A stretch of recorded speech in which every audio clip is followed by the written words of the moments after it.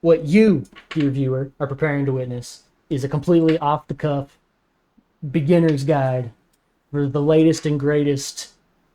Put an asterisk next to that. No OoB route. I don't think I need to go over anything like in terms of settings. I'm running in Korean, which is completely superfluous. The language does not matter whatsoever for this game. You can have speech volume on and all that kind of stuff. It just doesn't matter. I'm going to up my brightness just for preference. Do we get no backups for some of the harder tech? Yeah. That's going to be like the whole point of this, is like to make it as accessible as possible. This is not like a route explained where I'm talking about all the finer details of the route and why stuff works.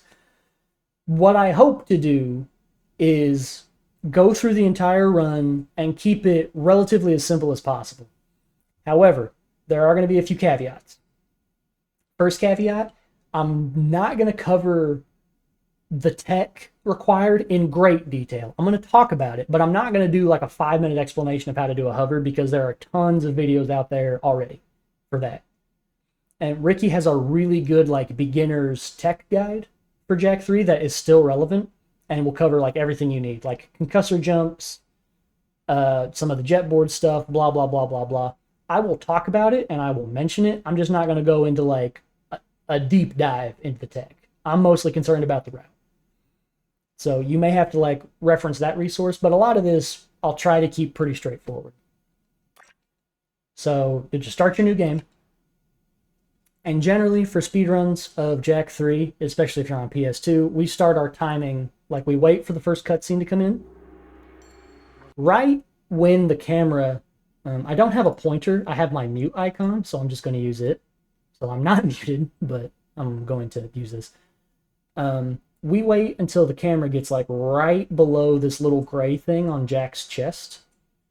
And then we skip the first cutscene and we start our timer.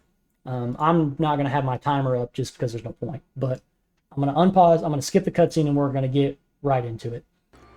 This first mission is super straightforward. It's like basic platforming. It's not changed in 500 years if you're doing like the regular way of doing it and not going for proxies. I'm not going to talk about the proxies. If you're brand new, you don't need to be doing the proxies. Yeah, no, I agree. I have a guide for how to do the proxy that I do on the rock, but I'm not going to be going over that right now. So all you're going to want to do, and it's so straightforward. I could go into like every minute detail, but I'm going to try to keep it brief, right? So you're just going to punch forward and grab this communicator that's directly in front of Jak. You're going to do some short hops and pick up the tokens and kind of follow the punch route that I do, okay? And this has been a long time since I've done this, so I may mess it up. I'm also going to put us in debug mode while I'm thinking about it. Debug mode is an excellent practice tool. You can find the code online, or you can go back and watch what I did on my input display. You have to be sure to hold L3 while you're putting the code in. All right, anyway, let's go ahead and get started. Punch in, jump, jump. I do an uppercut, I think. And I do like this. Grab these like that. Okay? So you're kind of like zigzagging your punches, and the whole like point while you're doing this is you try to concise your movement, so you're picking up multiple tokens with one punch, right? Yes, like I'm stop one punch. So I'm going to start that again, okay? And I don't think I do an uppercut. I think I did one regular jump. I can't remember. I've not done this in so long. Whoops. Maybe I did do an uppercut. But ideally, you'll like punch from here to here, and then once you're here, you'll punch over to this next one, and you'll do an uppercut spin onto the ladder, like this. The ladder is slow, so if you pull back and double jump spin, you can get up here, right? You'll spin to grab these two, and punch up like this. One single jump gets you across, you roll jump, you do an uppercut, all this kind of stuff. Right here, you can punch directly across. Ricky probably covers this a lot better than I do in his tutorial. Because like, what's more important is you just watch somebody do this, and you just try to copy the way that they grab the tokens. On this little platform, if you can see, like right in the middle here, there's like these teeth. These teeth will eat your roll jump. So if you go to do a roll across this and do a roll jump to the other side, which we normally do in the movement for this, make sure you try to land on the sides and roll jump along one of the, either the left side or the right side based on on the cycle that you have, because if you go straight down the middle, you're more than likely going to get hung on these little like things right here because they have collision when you do the roll jump, and you'll like fall to your death. And it's very tragic and very sad, and you hate resetting to it because it just sucks. So let's go over it really quickly one more time. Punch, jump, jump, uppercut, do some diagonal punches, try to grab as many as possible in one go. Oh, accidentally ledge grab. Get a spin, uppercut, punch through, punch through, punch. One long jump, roll jump, do another uppercut. By the way, if you like change direction right as you punch, Jack will like punch in that direction. So you can kind of like start the punch and then whip it to the side in a way. I don't know how else to explain that. Do an uppercut onto... I uppercut onto that, totally. You do like an uppercut onto this, roll across, punch, roll across, then grab these two. Do another like kind of angled roll jump off that one. It has the same ordeal where it's got like the little teeth in the middle. So you want to kind of be sure your roll jump isn't going straight through the middle of this platform. Once you get to the token that was right here, though, you'll do like an uppercut, and then you'll dive with square. And press circle when you're at the bottom, so Jag doesn't go through like the whole... You can't really see him right now. But when you just press square, he has like a landing animation, but you can cancel that by pressing circle as soon as you hit the ground. And that just saves a little bit of time. So you'll like land, spin, and you'll start punching towards these. And people do like chained punches, or they'll do roll jumps or whatever. People vary it up a little bit, and it's all kind of samey. But the final thing you'll do is you'll roll jump across and grab that one. Okay. So now what you'll do here, instead of riding the elevator, you can save a little bit of time. Jack is right here. I'm going to punch him to approximately right here. Okay? I'm going to uppercut spin, and what I'm aiming for, I wish I could just like really easily zoom in. But there's like, you see this curve right here in this? On these little struts, I guess they are. I'm aiming just behind the curve on the backside because you can like grab them if you space it just right. You can't jump up into it from underneath, because if you jump underneath it, it has like a sliding collision and Jack won't get the ledge grab. So you have to like jump up beside it and drift into it. Okay? That's very important. Like legitimately, it's very important, and you will frustrate yourself to no end trying to figure out why you can't do this. You cannot jump directly up into it. You have to be beside it, go up, and drift in. Okay? I think I do like a ground pound. You see how I did that? I'll do it again, just so you can watch. I wish I could do it all in slow motion, but you'll start here. I do an uppercut ground pound just for preference. Beside it, spin, and drift back into it. And once you have the ledge grab, you can just like do a double jump spin or whatever, and you'll land here.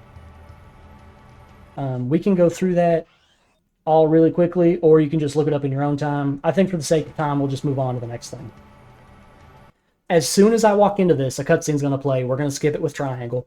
You're going to like hold to the side with your control stick, and you're going to be moving your camera, because you're going to spawn in the arena fight facing the throne, and the first guy is going to spawn immediately on your left.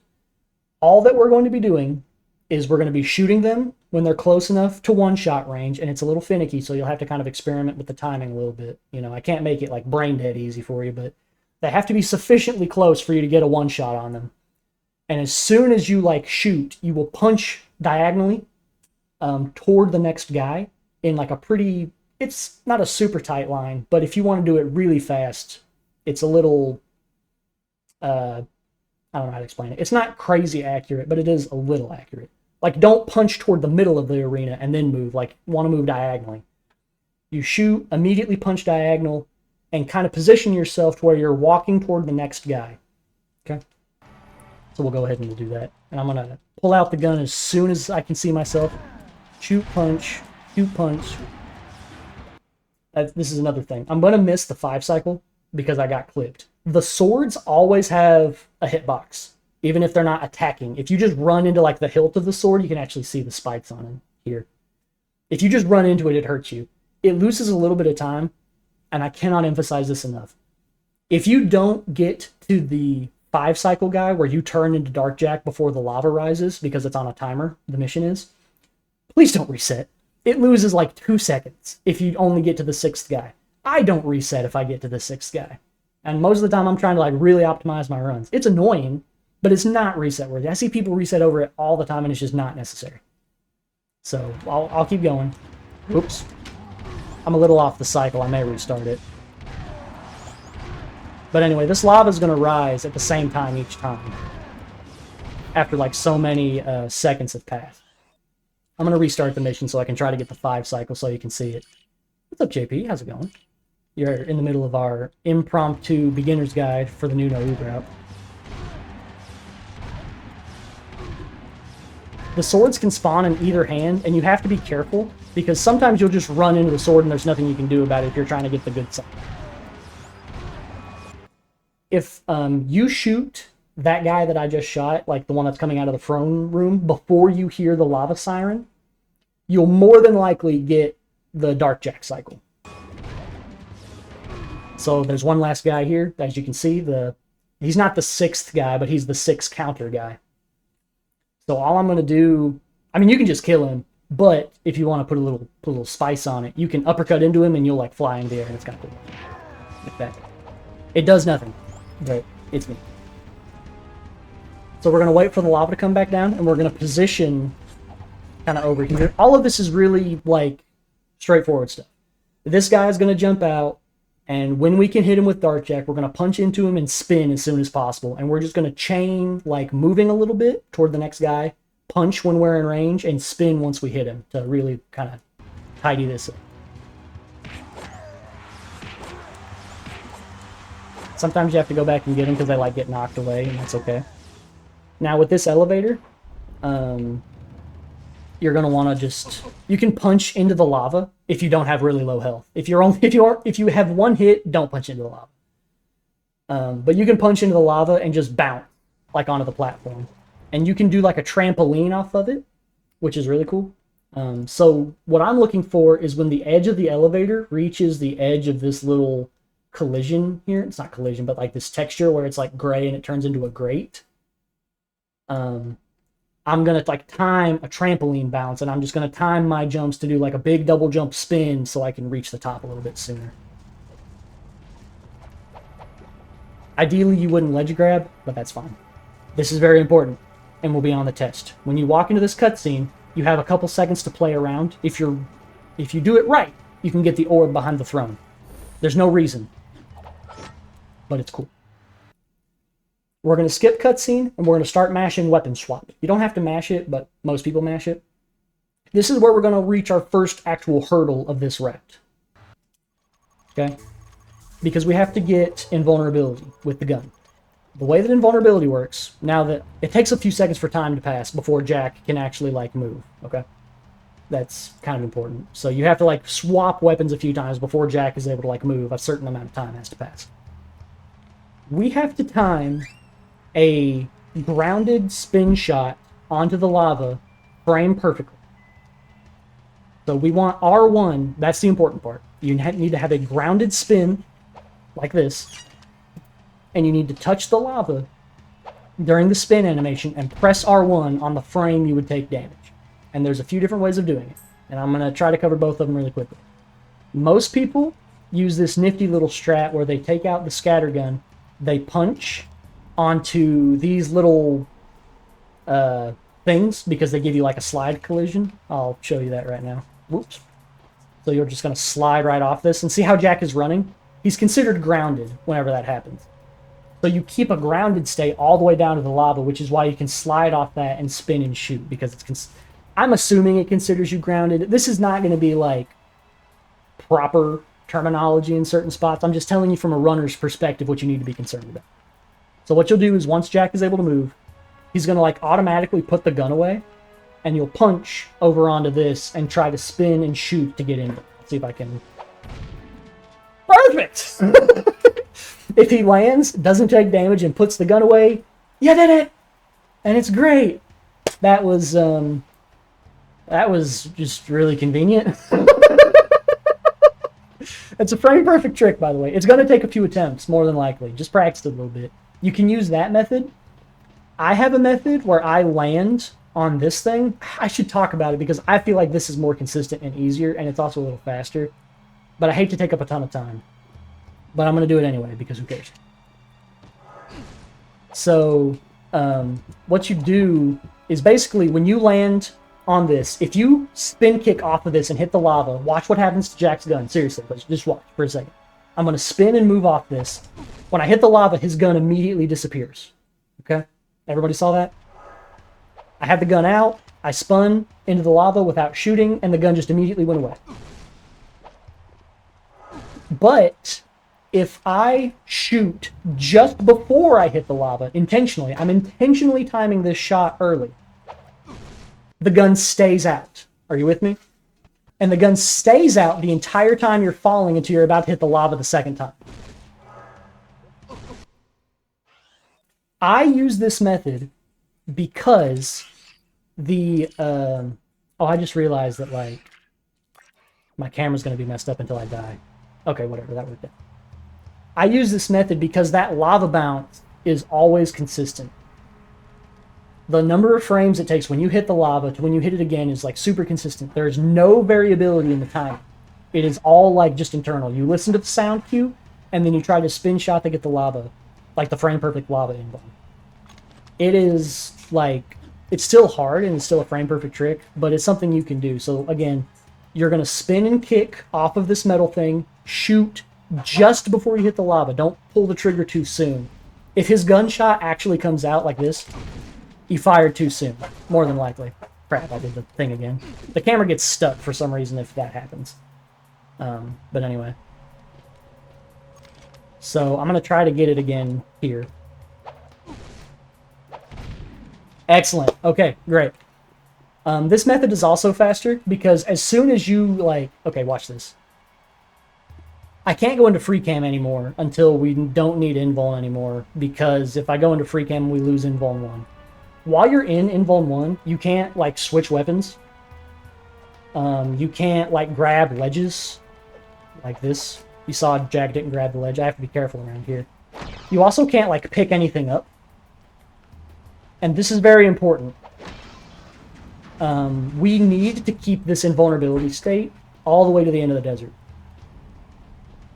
But you can lose invulnerability by rolling and bonking into something. I wish I would have shown that. I mean, actually I did. A few minutes ago, when I got Invuln the first time, I bonked onto the metal thing down on the lava. Technically, it's best to just YOLO fall and do it with 2 hours at a time, so set up a good... No, and I'm about to explain why. Because if you do the YOLO fall-off method, Jack puts the gun away, and I think you can time it like just perfectly to still whip the gun out. But you want to fall off this platform as quickly as possible, because when you do, the elevator starts falling. If you wait until Jack puts the gun away, and then you pull the red gun back out, and then punch on this to like get the slide, you're actually wasting just a little bit of time. It's only a couple seconds, but you waste a couple seconds because the elevator isn't falling down with you. Like, as soon as you fall down, the elevator comes with you. Which is why I punch over onto this first, because it makes the elevator fall, and I have enough time to get Invuln and then do a single roll jump over to the elevator before it actually fully comes down pretty much as quickly as possible. Like I said, you may be able to... Can't you pull out the gun midair? The timing is, like, super tight, because you barely can get it out before you hit the ground, and I don't know if you can. I've never actually seen anybody do it. I think maybe Zypels has said he has done it. I'm not 100% sure. But I've never been able to do it. And I find this to be just as fast and more consistent. So do whatever method works for you. I mean, if you've been able to do it that way, then that's good. I've just never done it that way. But you'll just get on the elevator. You can do another bounce right about here. And now we're going to begin the infamous desert roll jump. Okay? Just kind of copy my movement through here because it's relatively fast. You'll want to be sure also you don't take fall damage and splat when you're coming off those stairs. If you splat, you get a new version of the glitch, and you need to be careful about that. So you're just going to punch and roll jump. You do not want to roll bonk on anything. Even these little rocks you can occasionally roll bonk on, and it's really annoying. But there's not... I mean, you can avoid it. You just have to be, like, wary of where you're placing your rolls.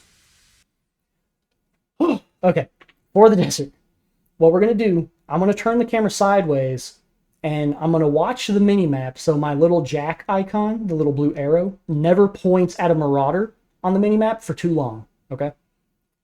What this is going to do, while I'm like just spamming alternating punches and roll jumps, is it's going to deload the marauders if I do it correctly. So once you like are pointed away from them and the camera isn't looking at them, they'll eventually despawn. If they get too close, they'll stay spawned in, or if Jack is like pointing at them for too long, they'll stay spawned in. But you can be looking close as long as the line isn't pointing directly at them, right? You do not have to do the camera strats. It is optional, but the marauders are super trolly and they will cost you a lot of time, and you can bonk on them, which kind of just throws the entire run and is really tragic, and we don't want that. It is a little difficult to kind of navigate the desert terrain at times with a very optimal line to do these punches and roll jumps, but that will just come with like repetition and practice. You kind of just want to stick with the general line that I'm taking for the most part. There's some variability, like you don't have to stay exactly with it, but this is generally the route that most people take because it's the straightest shot to the next area. You're just going to keep the camera turned and keep pointing away at the marauders and all that kind of good stuff. Be careful of like this rock here, that's a big one. There's like a cactus, yeah. You got to be careful of that. You'll just learn by trial and error and unfortunately bonking on things where you need to not be. It's super sad, but if you lose invulnerability, you can't continue this route. So you just have to be really careful. It's not hard. You just have to be careful. Once you get here, the marauders will not spawn for the rest of the desert, and it's just easy breezy, beautiful cover build until we get to waterfall boosted. So I almost bonked on that. That would have been really funny. Anyway, I'm going to do my best to not bonk on anything, and I'm just going to talk kind of generally about the area we just went through. The marauders can spawn in groups of 1, 2, 3, or 4. Every like 10 to 15 seconds or something like that, a new like kind of phase starts of the marauder spawning. So you may have like 4 marauders spawning all at once. Be careful of these rocks right here. These guys suck. I've bonked on them way too many times trying to take a tight line through here because the grass hides them. What was I saying? Oh, right. They spawn in groups of like 1 through 4. For about 15 seconds, you'll get like 3 marauders spawning at a time, and after that little time passes up, it like re-rolls and, you know, decides whether you're going to spawn 1, 2, 3, or 4 marauders again. It's not super important, but it's a nice little detail because you can intentionally like do some more risky movement when only 1 marauder is spawning, and you know you can do that for about 15 or so seconds. You don't need to panic if you accidentally let some marauders spawn. Just know that they're probably going to troll you a little bit unless you get really like pacifist marauders that just follow behind you. Because we have Invuln, we can just punch and roll jump through the water. You want to follow the line that I'm taking because there's a checkpoint in the ocean that we need to hit in order to load the temple grounds. So just kind of generally take the same line that I'm taking and don't head right for the gap as soon as you get into the ocean. You can take a riskier line than I take, but you save basically no time doing it, and you run the risk of just throwing your run for no reason. There's really not much to save by taking a super, super tight line through that checkpoint because there's not a super clear visual for it. This next part's fun. There's a couple different ways you can approach this. I'm going to do a roll jump high jump. What I'm going to do is I'm going to space right in front of like the crack between these 2 rocks here, and I'm going to like do a roll jump, land, and I'll get a high jump by timing my jump at the end of my roll. I'm going to land on top of this rock and get a little bit of a slide, but with my momentum it should push me into the crevice and I'll be able to jump onto the top area. Alternatively, you can just like walk into this little crevice and do a spaced double jump and spin and get into the same way. I'll show you both ways just to really be concise. Here's the high jump method. High jump, spin, boom. Easy peasy.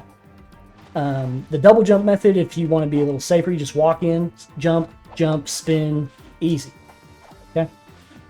Nothing too crazy going on here. Now that you've made it through the desert, we're going to keep rolling for just a little bit more. And we need to be able to grab a ledge now because we're about to do waterfall boosted. You can do waterfall boosted ledge grabless, but there's no reason to go for that because that's just silly. Like, intentionally go for it. You would save like a second and throw probably 5 out of 10 runs going for ledge grabless waterfall boosted. So what we're going to do is we're going to do some movement, and ideally what would happen is you would land right about here, and you would do like a roll jump, high jump, and land right on the edge of this rock. If you have trouble doing like the roll jump, high jump method, you can also just get close and do like a high jump spin or whatever. So I'm going to kind of space back a little bit so I can come into it with some motion. So get about right here, high jump, spin. And now what I'm going to do is I'm going to do like a really fast ground pound high jump where I like do a ground pound and hold X and Jack will just skyrocket, and I'll spin to get up onto the next rock. Like that. And then from here, I'm going to jump onto the higher part of the rock, and I'm going to do a roll jump to the next rock. We're basically just getting high enough that we can do a splat. High jump, roll jump, high jump. Get about right here. I didn't do a roll jump, high jump, but you get the idea. You'll do movement and get about right here. You'll do an uppercut and then ground pound, and you should splat, which means we no longer have Invuln 1. Jack should, for me, automatically pull out a gun because I was buffering gun inputs on the D-pad. So as soon as I splat, Jack is going to like pull out the scatter gun. As soon as he like gets up. Yeah. So now we're in Invuln 2. That's important. We can grab ledges. Basically, Jack acts perfectly normal now. If you just continue to the rest of the game casually, you wouldn't really be able to tell, except for the fact that you're invincible. However, if you restart mission, the game gets freaky. We're going to get into it. But we have to do waterfall boosted first. What you're going to want to do is you're going to come up into this corner. There's a little bit of lag from the water, so be careful of that. You're just going to do a boosted right over to this other side, kind of right in this area. Don't aim too close to this rock. If you aim too close to this rock, you hit a sliding texture and you will fall and your whole run will die and you will cry. And you will be very sad. Don't do it. This is going to be your first huge run killing hurdle, even beyond bonking accidentally in the desert. This will probably be a bit of a run killer because there's not really a way to recover the run without doing a completely different route from here. So you need to be sure you kind of like practice your boosteds before you get into this and be comfortable with them, because all you're going to want to do is you're going to walk off the ledge slowly and then you'll do an uppercut and a spin. But it takes some timing, right? So again, what you're going to want to do is you'll walk off the edge, you'll quickly punch and like slide your thumb. That's the way I do it. I slide my thumb between square and X really quickly. And then you kind of time a spin after that. You don't want to rush it. You don't want to go square X circle as fast as you can. That's not the point. You want to do square and X really quickly, and then give it just a second to breathe and then spin. It's still fast, but it's not like instant, okay? So there's plenty of tutorials on how to do boosteds all over the Jack community, so I'm not going to go into it any more than I already have. I've told you where to aim, and now you just got to do it. Just walk, do your boosted, grab the ledge, you've made it. Take a sigh of relief. Oh, okay. Now we're going to move up here. You can copy my movement, just do whatever movement. Another thing, you still cannot bonk right now. You have to be careful. That roll jump that I just did, I've bonked on this thing on accident before, and it feels really bad. So you may not want to copy my movement exactly if you're trying to like play it safe. But just be sure you're kind of getting around all this stuff, and you're going to walk into the temple with Invuln 2, and we're going to skip the cutscene. We've done a percentage war. We now have the concussor gun and the beam reflexor. We are going to do a temple climb to get to the top of temple, and we're going to do some weird black magic stuff. Okay? Now, if you're a beginner and you want to do the temple climb casually, by all means. I'm not going to go over the casual route, but if you want to do the casual way of doing it, the way the developers intended you to do it, you go ahead and do that.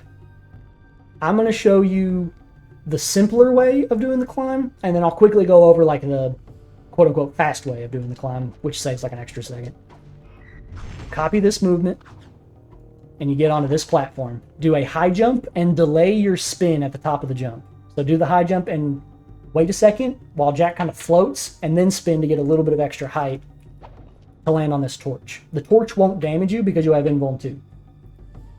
This is going to be like your first concussor high jump, which is where you are crouching and you press R1 with a small delay, press X. A perfect one is like 9 or 10 frames after you press R1. So there's a delay. It's like a pop pop kind of sensation. I actually have a metronome timer in our community. Oh, I can't think of it. I have a tutorial on how to do concussor jumps really well, ideally. And in that, I include a metronome that gives you a sense of the timing between R1 and X. A lot of people try to rush it, but if you rush it, you don't get the jump benefit. You can actually do it slower than you should and get more benefit than doing it too quickly. But anyway, that's enough about that. You're going to do a concussor high jump and delay your spin again. And if you do it right, you can just skip grabbing the ledge here entirely. So we just skipped like all of that climbing segment just with that little bit of movement. Okay. From here, you'll punch directly across and just jump. I accidentally uppercutted, but that's fine. And then you'll move into this hallway. We can't do a shortcut up the side because we need to run through here to grab a loading trigger for the top of temple. Small time save. If you get right about here, you can do a moving concussor double jump to like kind of skip the stairs, or you can just like walk around and double jump. That's fine too. I'll show you my little thing if I can. It doesn't always work because of the terrain. It did. You can do like that and just save a little bit. It's not major. What you're going to want to do here, this is the part where it gets a little sketchy. If you're not going like the regular way, which is like following the platforms in front of me and like wrapping around and going up and down and left, right, and sideways or whatever, and you want to do the more speedrun oriented route, you're going to jump on this rock and you're going to do a concussor high jump, and we're going to meet our first infinite jump ceiling in the run. I can stand here all day spamming X because it thinks Jack is on ground. I moved out of it, but you see what's going on. What I'm going to do is I'm going to like move Jack towards a pillar on the right after this concussor high jump. And I'm going to land right here. Now, the easier way of movement from here is you're going to do another concussor high jump. And you have to be careful. Sometimes if you're standing just right, Jack won't crouch. And you'll accidentally get like this jump instead. You can still make it with that jump. So I recommend practicing it both ways just so you're ready for either option in case Jack doesn't accidentally crouch. Or if you're trying to play it safe, you have to be careful that you don't roll, because if you roll, you'll bonk. But hold L1 to crouch just to be sure you can, and then do a concussor high jump. And there's another infinite jump ceiling above where we're at, kind of above this circle to my left. And you can land on it if you're holding into it, kind of like this. Once you get here, you can move up like this, and you can proceed to the end. And I'll just show you that real quick. Once you get like here, you can do a roll. And now you can do either another concussor high jump or a concussor double jump, whichever, it doesn't matter. You're going to want to aim right above the monk statue's eyes for another like infinite jump ceiling and kind of shimmy Jack up onto the ledge here. Okay? That's all pretty straightforward stuff. You just don't want to die. You cannot die.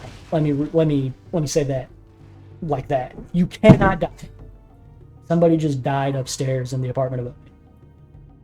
Yes, this climb feels awesome when you get it right. This is a very satisfying part of the game, and I'm so glad it's in the route. If you die here, you lose Invuln 2, and you cannot do temple skip, and you have to do a ridiculous backup. And honestly, the ridiculous backup is not worth it. And I would talk about it, but it's so ridiculous that I don't feel like it's worth it to talk about. Just don't die. So if you're really scared of dying, just play it safe, do a safer route, whatever. If you're just trying to get to the next part. Okay? Now I'll go over like the slightly harder version that saves a whole whopping second, but looks sick nasty. And that's what's more important in speedrunning, is looking cool. Everyone knows it. Let's not kid ourselves. Okay. Looking cool is way more important than going fast.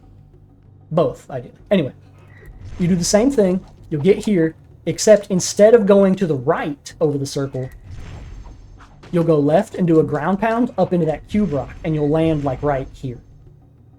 Okay? So again, you do the concussor high jump, you hit this, you shimmy along until you get above here and do a ground pound high jump and hit like the underside of this, like, I call it a cube rock. It's not really a cube if you look at it, but whatever.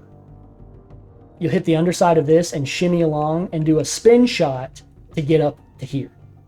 Okay, let me show you that in full motion again and being very careful not to die, because if I have to get invuln during this tutorial, we're going to be in a lot of trouble. It's okay if I splat. because I'm already in Invuln 2.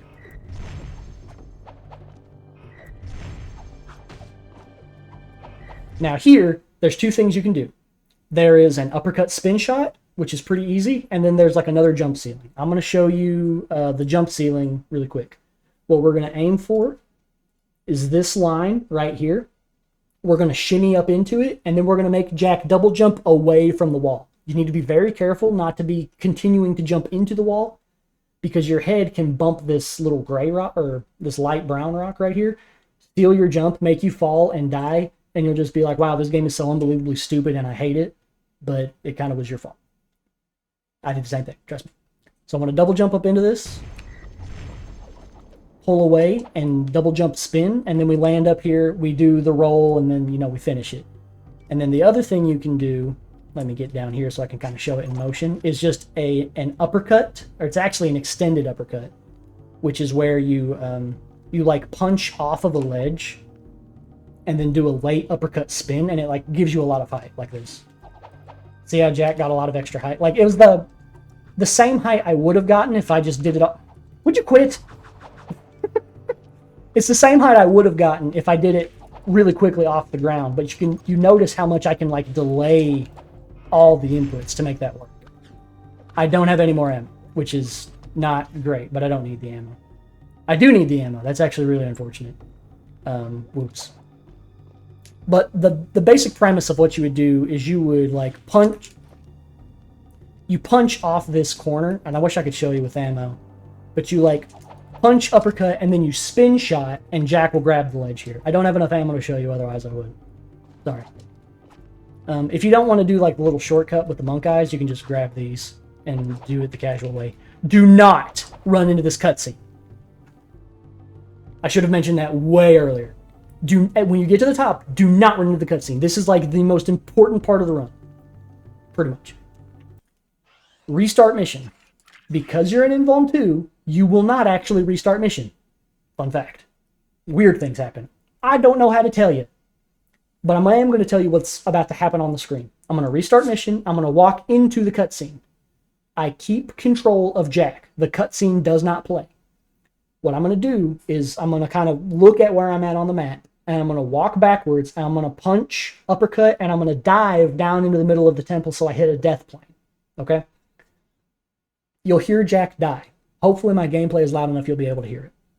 When Jack dies, it's going to take a couple seconds, and the cutscene is going to play. Don't mash triangle to skip the cutscene. I don't know why, but for some reason it makes things weird. So wait until you see the cutscene, react, and mash triangle. Well, not mash, but react and press triangle. And we immediately want to be punching to your like 10 o'clock on your control stick. I hold the angle the whole time pretty much during that cutscene, because you want to get close to the door almost immediately, because if you move too slow, the door can load in and ruin everything. So this is really important. So I'm going to restart mission. All is well and good. I'm going to walk into the cutscene trigger, and then I'm going to like walk back a little bit, punch, uppercut, and dive in the black screen. I accidentally grabbed the poles, but it's fine. Okay, I heard Jack die. We're going to wait for the cutscene. Skip, punch, and roll jump immediately. Get over. Once you're here, it's fine. Now, it looks like this is out of bounds.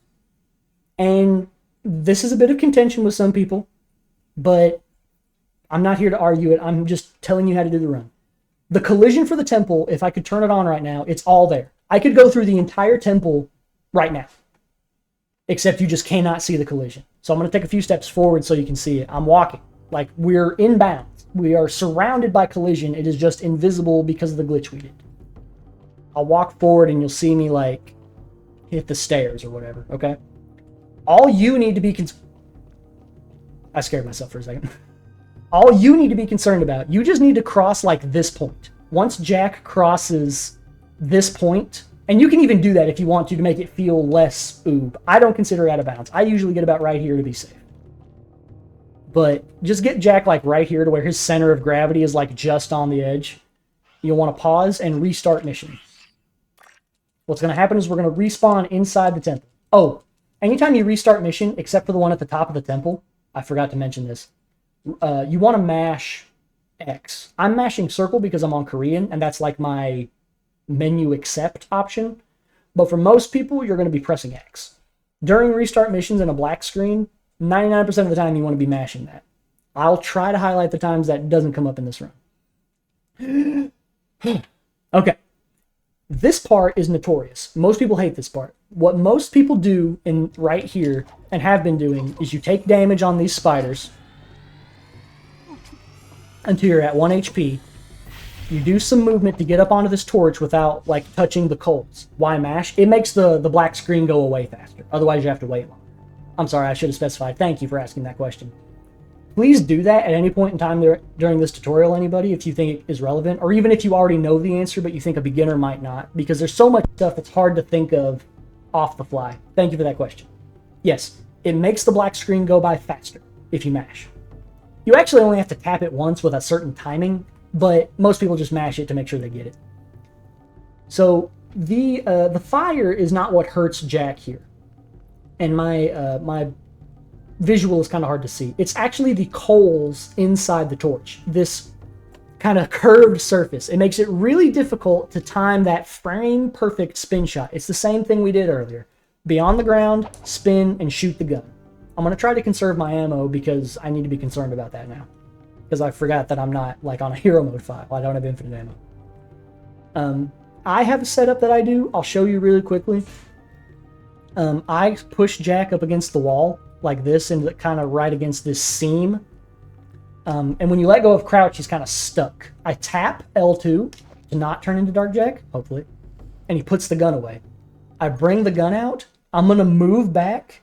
And 7 frames later, I'm going to try to spin and shoot on the same frame. More than likely, I'm going to miss this. And that's fine. I'm trying to highlight how inconsistent this part is and why it's so dissuading for people. Anytime you miss this, you have to respawn, take damage from the spiders, and try again. It's very slow, and it's very frustrating, and it's very persuading, but there is a better way. There's a better way. And I'm going to show you how to do it. Super consistent. You're going to love it. I can't use it because it's too slow. It loses like 10 to 15 seconds. Something like that. But you're going to love it as a beginner. It's going to be great. Promise you. So anyway, let me try to go for this and miss it. I missed it. Boo-hoo. I died. I'm going to take a bit of damage intentionally right here. Just to demonstrate something. What you're probably going to want to do is move down this hallway and avoid the spiders. You can shoot the spiders if you want to. It's not necessary. Again, for your beginner purposes, I would recommend grabbing this Dark Eco because it is a surprise tool that may help us later. You'll want to punch through it, by the way, so that you don't get stuck in like the Gather Dark Eco animation. He like gets into Dark Eco and he like hinges up and he's like, ugh. If you punch through it, that won't happen. So move into this robot room. Now notice, my health bar is going to go back up to full as soon as I cross into this room. Because we just did a % warp. These robots will shoot you. Don't get close to them. Get behind this wall. Spam the beam reflexor a couple times. Not all the robots are dead. Hallelujah. Great. This may still take me a couple tries because, again, it's a frame perfect trick. But I truly believe that this is easier than the other torch... Thank you! Than the other method. I'm going to run into this torch. It'll take about 4 seconds when I touch the side of the torch for it to damage me again, because you can only take damage from the same source so quickly. Okay?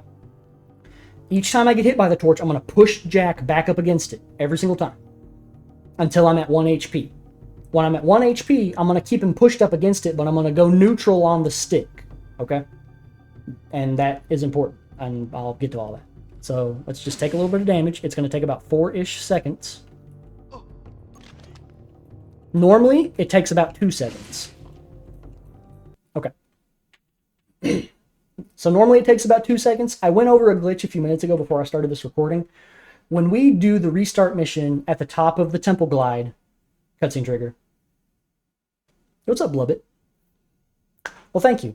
I appreciate that. I always appreciate my lurkers, and I'm glad you're enjoying this so far. I'm hoping this tutorial will help people see that this is a lot more approachable than it looks, because a lot of people just kind of get intimidated by it, and they think that the new route is just like super cracked, crazy, way too hard, and it doesn't have to be. It's still beginner accessible to a degree. There's still some hard stuff in it, but I think there's value in like pushing yourself just a little bit to learn a handful of technical pieces in order to like be able to do this speedrun in like the more modern form.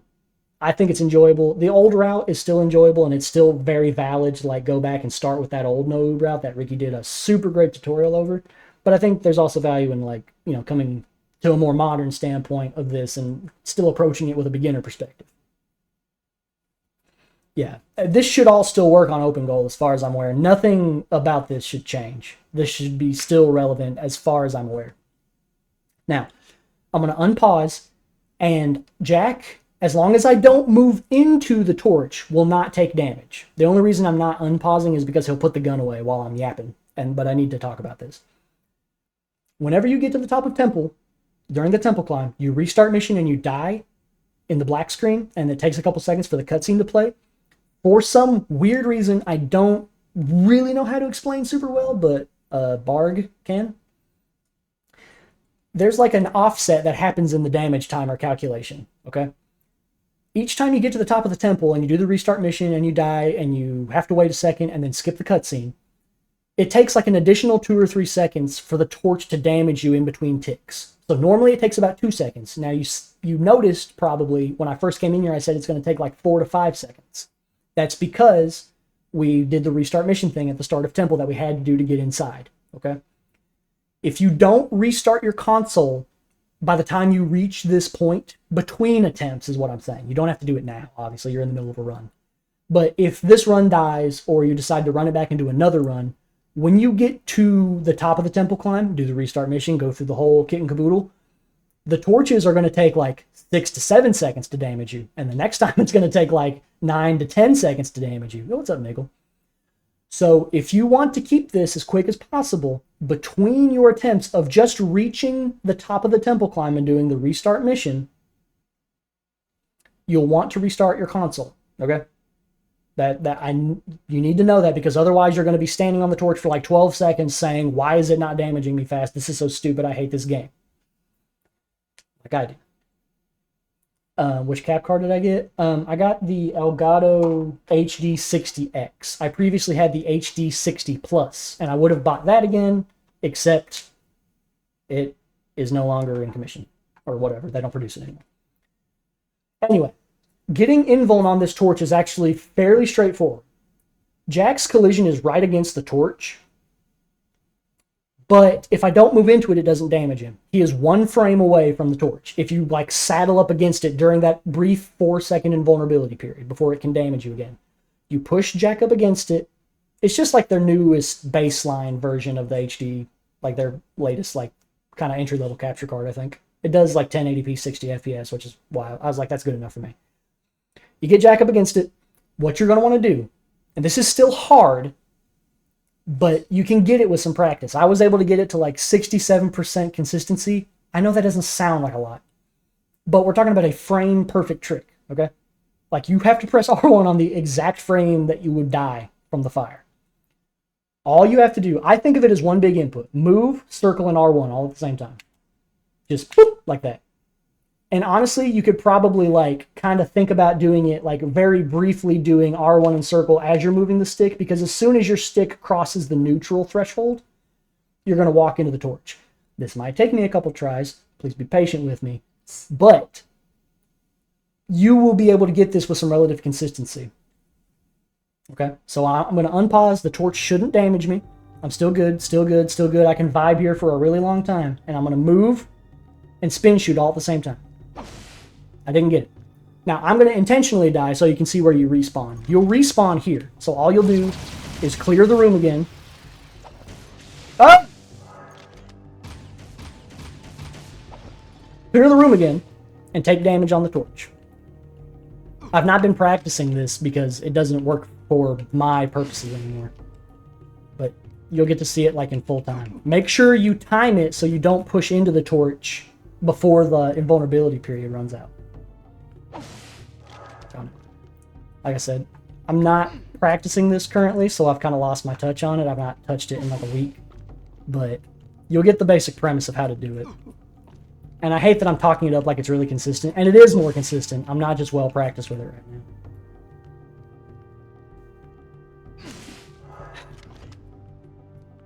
Think there could be a select pause method? Possibly. But I'm telling you, like, if you get, like, once you feel the input, you just, like, get it. I kind of like going at it from this side because it's flat. I'm going to try this. All right, 1, 1,000, 2, 1,000, 3, 1,000, 4, 1,000. There we go, and I got it. Okay, so you just kind of do everything super tight all at once. Yo, what's up, Zyphals? I'm just doing a tutorial right now. I've done my runs for the day, but thank you, man. Once you get Invuln, you're going to want to keep Invuln. Same rules as before. Yeah, it's feelish, but this is going to be way more consistent than the other method. The other method is faster, but if you practice this one, because you can just like do a level select, go to the mission after Volcano. I think it's Light Jack Heals, we call it, but it's like find Oracle and Monk Temple. You can just like start that mission, do it casually up until the robot room, make like a save or something, and then you can just practice it, right? Just do the spin shot, shoot the robot from behind the pillar, walk into the torch, damage yourself, and just work on it from there.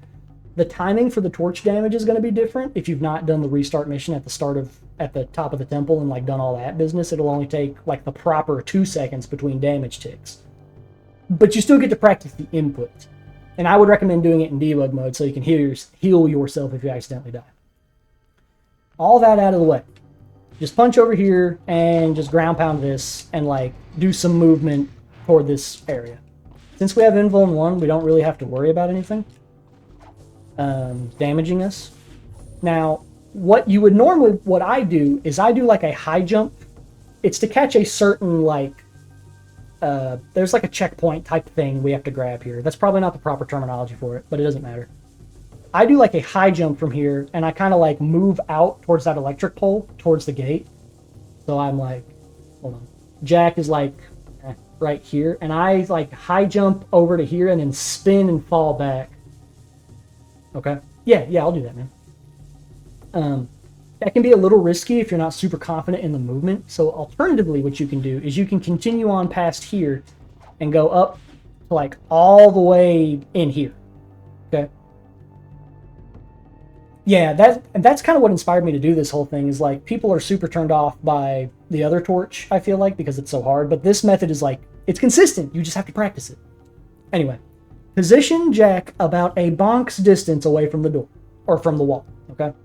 What we're going to do is we're going to pause, we're going to restart mission, and we're going to spin. Well, actually, you'll want to press jump.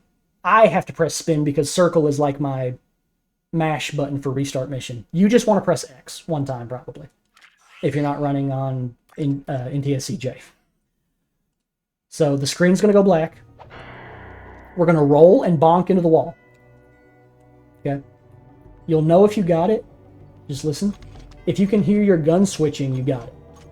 Okay, we got it. So now, we're just going to come back into this room. Now, this is a little tricky, but you're going to have to bear with me. You're going to want to do some sort of concussor jump, either a high jump or a double jump. I prefer double jump. You're going to do this. Okay, that's all you got to do. So, I'm just kidding. Right now, you no longer have Invuln. We bonked. So you're back to normal. What you're going to want to do to get up here is do a concussor jump of some assortment. And it's hard to explain, but just bear with me. You're going to want to keep Jack pushed up against kind of the center of this wall. Right? Like I'm as against this as the game will let me. So you're going to like do your double jump or whatever. And you're going to push Jack up against the center of this wall. And you want him to stay kind of right about the height that I'm at. What's going to happen, we're going to do a spin shot. And we're going to go neutral on the stick. When we spin shot and go neutral on the stick, we're going to start holding L1 and mashing X. When that happens, the spin shot pushes us into this little groove here, and it's like an infinite jump ceiling. We talked about that before. It's sort of an infinite jump ceiling. It will give us a proxy if you do it right, and it will shoot you up toward the ceiling. You may have seen me switch to the blaster. That was just to keep the extra spin shot from keeping me in the air longer so I could fall faster. Completely optional. It barely saves anything. Don't worry about that part of it. Okay? I'm going to show you a few ways it can be done wrong so that you can kind of get a feel for it. If you go into the wall with the double jump concussor thing, and you spin shot while holding forward, you won't go anywhere. you just get stuck on. Yeah, I'm sorry. I forget. See, thank you, JP. I forget that people don't know the terminology. A proxy is when you kind of get like wedged in something, and you like mash jump, and specifically in certain games. We call it a proxy when Jack kind of gets like wedged in something, and you mash jump, and then all of a sudden it just like skyrockets you because the game is like, he's stuck, but he must get unstuck, and it births you from the ground like a geyser. It's pretty cool. If you're holding forward against the wall the whole time, he just kind of like shimmies against the wall. Did you see that? I have to be careful about my ammo here, but you see what happens. So you have to be sure you push up against the wall during the jump, but when you spin shot, let go of the stick. Like just completely let that boy ride. And mash X while holding L1. Did you catch all that? I'll go over it one more time. You do the double jump, you aim Jack below the proxy point. Don't land right on it. If you land right on it, he doesn't like want to get the launch. He'll get like a really stumpy half launch. And it's hard for me to like show that because I'm so used to doing it the right way. Sort of. Like I'll do it on accident sometimes, but you want Jack to be below it and the spin shot to push you up into it while the stick is not neutral.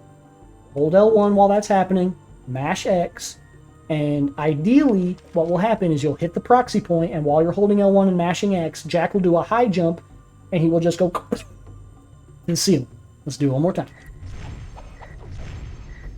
And just hold forward during that whole, like after you get the proxy, hold forward so you can like fall up here. Sometimes you'll hit the rotator. If you start to hit the rotator and you're like stuck on it, it counts as an infinite jump ceiling because it's floor. So mash X and try to like move Jack to the side and spin shot up to the top. That's hard for me to just demonstrate, and I'm on low ammo, so I'm not going to do that. But you can just envision it. So now what we'll do, we'll roll jump past the underside of this arch and pass back through it. We have picked up some voodoo magic temple trigger, and now we can do temple skip, okay? I've not really been explaining like all the big percentage warps and stuff, because again, I'm not trying to get concerned about the mechanics of what's going on behind the scenes, just trying to get you into the run. So once you pass through and you get about here, you're going to punch, and you time a concussor shot to kind of carry you over into this death area. You want to die. Okay. Just punch, shoot, hold forward, and you'll fall right in. Now you respawn here, which is good. You're going to punch off and spin before you hit the ground so you don't splat. And just make your way through here. Don't pull the gun out too soon. There is a percentage warp, kind of invisible thing going on right here. So if you have the gun, I'll just do it so you can see it. If you have the gun out and pass through it, Jack will automatically put the gun in. I already passed it, so I'm a liar. So, if I had done that earlier and had the gun out, Jack would have put the gun away and I would have had to pull it back out. So, whatever. I know what I'm trying to say. There's a few ways of doing this part. There's another proxy you can do here, as a matter of fact. I'm not going to show you that first. I may show you that in a second. What you're going to want to do is you're going to want to do a concussor high jump or double jump, whatever. And you're going to land on this little lip while you're holding forward, okay? Now, Jack will only stay on this if you're holding forward. If you let go, he'll continue to stay there and make me look like a liar. So you'll jump up onto the next one. Shoot. Okay, this is fine. I just need to redo this segment a little bit, which is okay. And actually, I'm going to do this a little differently if everyone will be... Is everyone okay if I continue from here on with a hero mode file? Are we cool with that? Or do I need to... No, I can just do like a bootleg temple skip. Never mind. Pretend what just happened did not happen. I'm going to do a quick backup. You don't want to hit that cutscene trigger. What I did is a no-no and kills your run. Where am I at? I'm lost. Somebody help me. Okay. So... Yeah, you do not want to do what I just did. That's bad. I'm going to go over on this side so you can see it happen like it should again. Come through here. A little bit of a off-the-cuff, some mistakes happening. Hopefully I get the thing. I did not. Shoot. Okay, I got to restart it again. Sorry.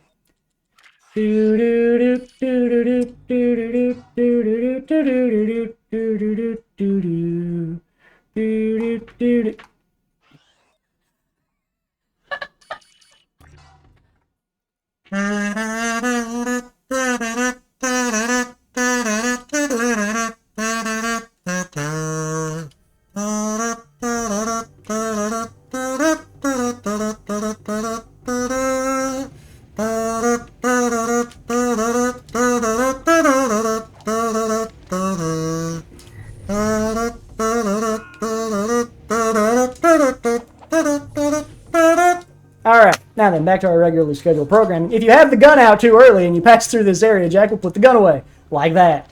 Now. Anyway. What's up, Tech Blackout? What's up, Shadow? You have to do this all kind of quickly. Because if you hit that cutscene, your run is dead. Okay? You can't come back from it. You have to do a whole separate route. So you're going to land up here, and you're going to land on this, and very carefully kind of walk into it until you can get like a standpoint.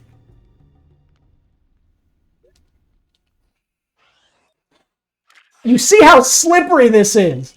Okay? You have to do this quickly. You're going to want to land up there, and you're just going to want to rip another concussor jump. Yeah, we'll do free Kazoo again.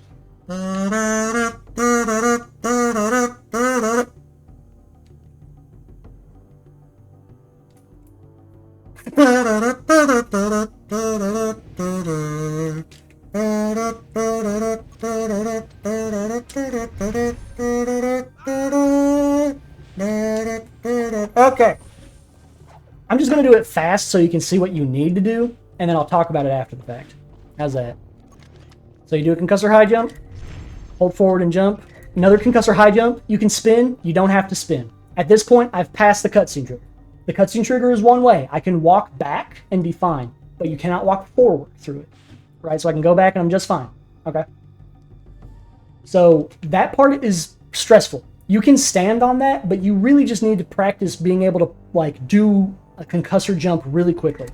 So jump, land, concussor jump, spin. You can spin shot to get extra height if you're nervous. Okay?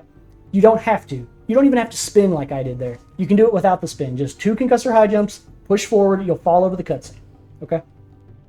There's one other thing you can do, which is a proxy, which I'm not as good with, but it looks really cool. Ooh, actually the proxy might send you out of bounds in no OoB. So never mind. You have to get a low proxy. This is actually like kind of risky. I'll try to go for it. You crouch into this corner, you do like a concussor high jump, and you like pull back and mash X. It's weird. No, you don't. I don't remember how to do it, actually. It's like that. You just... Oh my god! Forget it! Ask somebody else how to do it. Don't ask me. I'm just getting you through Temple. Just do what I did the first time. No. Please retire the world record. No, I can't retire. I've done it in a run. It's just hard to do it slow. Yeah, spinning is good to do at the top. You want me to edit this for you? I kind of like it like long and I mean, you could make it funny if you wanted to. I'd be perfectly down with that. Just trim out the parts you don't think are important. You can like do this proxy. Obviously, I'm not good at it, but like you can do it. You just like spam a concussor jump like in the corner and pull back once Jack launches, and he'll like get some height. Just fiddle around with it, and you'll have to get a feel for it. I don't really know how to do it that well, so I'm just gonna do this. Actually, I'm not. I'm gonna use free cam and get on the other side of it because I'm not doing this again. So once you do that, you come over here. Do not, I repeat, do not touch the center of this platform because it's a cutscene and it kills your run. I've done that twice tonight in run attempts because I'm silly. Once you get here, you'll do a extended uppercut spin shot. So, and hold forward and you'll land up here, okay? You'll do another roll jump, kind of space it a little bit, right? So you just kind of space your roll jump, give yourself time to roll, plenty of room, and you should make it all the way across. Okay, same thing here. You can do boosteds here if you want to. I do rolls because they're just as fast and honestly they're easier. Just don't roll across the little dips. These dips have collision. They will eat your roll, or they can eat the jump part of the roll, and then you will fall into the void, your run will die, and you will cry. This room is important. This room is tough. If you're a beginner, it can be. Anyway, just make it all the way across here. And if your roll jump doesn't look like it's going to quite make it, you can spam spin shot at the end of it to get a little extra height. So just spam like circle and R1. Once you make it over here, dude, it's free. It's free money. Like the hardest part of the run, honest to God, in my opinion, is over. Like from here on out, it's like slower stuff. Like stuff will slow you down, but nothing will destroy your run unless you like hard lock or something. Cross this thing. like you walk towards the door, walk away, this will pop up. Get the light eco if you want to, and pick up these gems. What I do is I hit this thing, and whenever I get light eco from it, I punch board, which is when you press square and press R2 after to get on the jet board. Oh, you have the jet board now, by the way, and you have like way more guns. We did a big percentage warp, whatever. Once you get the skull gems, restart mission, and don't forget to mash your button to make the black screen go faster. Yeah, the jump past the cutscene is tough. What you're going to want to do here is you can hold back during the black screen, and you can get on the jet board, and you can do a hover out of the door. I'm not going to go over how to hover. There are a bajillion thousand tutorials on how to hover. Okay? You'll just have to practice how to do hovers. This particular hover is not necessary and saves like a second. I don't think I get this in my hero mode run. I missed it, like just barely, which sucks and lost me a second, but whatever. It's not necessary. You don't have to. You can just wait for the door, but you can hover up and through the eye of the door like that. You're going to come over towards the car and get like to right here and pull out the third blue gun, the needle laser, do a spin shot and destroy the car. Okay? The Peacemaker won't destroy it in one shot if you're not on hero mode, so don't use it. Use this. I think I've also seen people use Zyphals in particular. I think I've seen him use blue too and like get really close to the car and like repeatedly spin kick it and shoot it. I don't actually know if that's faster or not. I've never timed it, but I think I've seen him do it before. I don't know if it was just like an accidental backup or not, but most people just use blue 3 because it's fast and just spin shot and destroy the car. On the mission fail, remember to mash your mission button. For me, it's circle. For you, it should be X. Punch board to the car and get in the dune hop. Drive out the door. Don't run into the door. You're going to drive over to the carrier. Probably by accident, but sometimes I'm feeling... Oh, okay. Now, what we're going to do next is optional, but it's sick. So why wouldn't you do it? You'll probably lose more time if you're not good at it than you gain from it, but it looks cool, and the casual people love seeing it. Do it for the fans. The fans, by goodness. Think of the people. You do have to have light eco for it, though. So if you didn't grab light eco in the temple, you can't do it. Super fast hover bike glitch. Jump out of the thing, mash triangle for the cutscene. Now, we're going to load into Haven City. I'm going to do an angled roll jump kind of along this line next to Jack. I'm not going to go right along the line. I'm going to kind of aim out a little bit because if the game was kind to me, a zoomer should have spawned. Or will spawn. Subavonius. Thank you. We're going through a beginner's tutorial for OoB right now. So I'm going to do a roll jump, and I'm going to do Light Jack Flash Freeze, which is a power that we have gained through totally legitimate means of playing through the game as God intended. Did I say how to do that? You hold L2 and you press square. Okay. Turn the camera around, and look, I got unlucky, and there wasn't a zoomer, which means I don't have enough light eco to show you, so I'll have to use a handy-dandy save file. If there isn't a zoomer spawn there, you can get on the jet board and you can jet board all the way to where we're going to go. But you're here to see the cool way to do things, okay?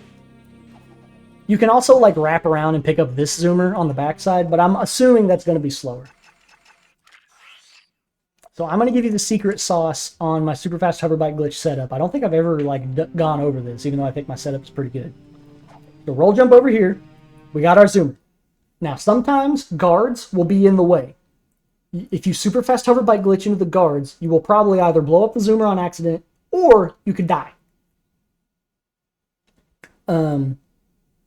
So here's what you're going to want to do. I'm going to light jack flash freeze. I'm just going to talk it through for a minute. We're going to light jack flash freeze. I'm going to pull out the concussor gun, and I'm going to jump, spin, and then I'm going to hold R1 to charge the gun. If you normally charge the gun, you only get about 5 ammo shots out of it. If you spin before you do that, you do even more. You do 10, and it releases like a double shot. RIP to the boys in blue. So I'm going to do that. I'm going to show you the lineup that I do real quick as well while I'm just talking about it. When I'm charging that shot, I am looking to put Jack's left foot right at the corner of this zigzag on the floor here. You see this? This little zigzaggy madubab? I'm putting Jack's left foot on that zigzag, and I'm trying to aim the camera down this little pocket. I'm actually not aiming here. I'm aiming a little left. In my experience, because of the way that the zoomer is angled, oh, awesome. We have lightning RNG in Haven while I'm trying to do a tutorial. Sick. We're going to aim kind of left of the pocket. That's what I do with this lineup. Aim the camera right about there and try to like point Jack in that direction. I'm going to release whenever I have 12 ammo on the gun. Okay? So I'm going to spin and shoot, and when the gun gets down to 12 ammo, you should have 20 after all this stuff. Okay? So with my lineup, I'm doing this to get rid of the storm. If you go to Temple while you're practicing with bad weather in Haven and like go back with a save file or something, the storm should disappear. I don't know why. It's a handy little trick though if you're practicing. So I'm just going to do the full sequence so you can see it. And hopefully it'll work out well. It's finicky. Roll jump, light jack flash freeze, pull out the gun, spin shot, get my lineup, and fire. Now walk towards the thing and put on, like get on it and spam R2 a little bit, and you'll go right in the pocket, baby. That was a great one for the tutorial. I'm so glad that worked out. That was awesome. Great. You guys got to see what a really good one looks like. So now, do some quick flips. Normally, there's a zoomer right here. But there's not, because, I don't know, I'm unlucky, I guess. Okay, there, I went over here and I got it to spawn. If this one doesn't spawn, there's one, like, over here that you can get with the jetboard. So I'm going to show you the beginner's route through it. There's like a camera clip that you can do that has the potential to save about 3 seconds if you get good jetboard movement. But it's risky because you don't have any invulnerability right now, and if any enemy shoots you, your time save from the little camera clip thing is just toast. Just follow my route. This is really just as simple as driving through the city. This part is borderline free. Just don't wreck.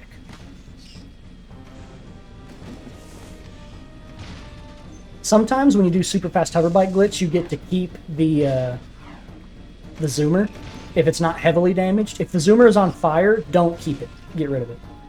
If it's smoking, it should be okay as long as it doesn't look like it's moving too slow. So now we're going to have to do a zoomer jump in order to do like a checkpoint warp. You don't have to do this. You can just drive to the area we're going to. I suppose I could show you both ways, but I feel like it would take a while. I actually have a save file that should let me show you both pretty quickly, but I'm not going to get hung up on it. I'm just going to show you how to do the zoomer jump. If you don't want to do the zoomer jump, you'll just drive to the next area. So what you'll do, you're going to drive up here and you're going to kind of slow down and get right about here. You're going to tap R2. As the zoomer is rising, you will tap L1 to make the zoomer do a little hop, because the zoomer can jump a little bit like that if you tap L1. So you're going to tap R2, you're going to tap L1, so the zoomer is changing hover zones, and then you jump. Then you press triangle to dismount. This has a timing to it. Okay? I don't really know how to explain the timing. Thankfully, I have my input display so you can kind of see it. I do like bop, bop, bop. It's kind of, that was slow.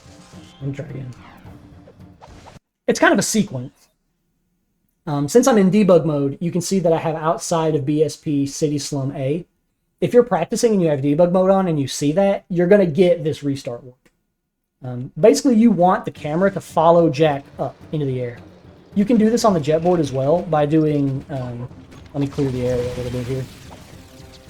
By doing a triangle turn and a launch jump and then a hover, and Jack will like go up in the air and the camera follows him. You'll see that you get the same outside of BSP City Slum A. The enemies control you with the jetboard, which is why you gotta kind of be careful here, which is why I recommend using the zoomer. So what you'll do is you'll do the zoomer thing, and you'll spin when you're in the air. When Jack is at the apex of his jump, pause the game and restart mission. Okay? That will take you to the next restart warp point. If you miss this, it will put you a little further back in the city and you'll have to backtrack. If you feel like that's too risky, you can just continue to drive. I don't actually know like the optimal way to drive through this because I just do the restart warp all the time, but since it's a beginner tutorial, I'll go ahead and show you where to go. You'll curve around here, right? Just kind of naturally follow the road.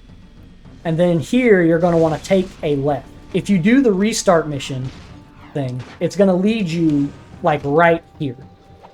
You'll spawn right here in this spot.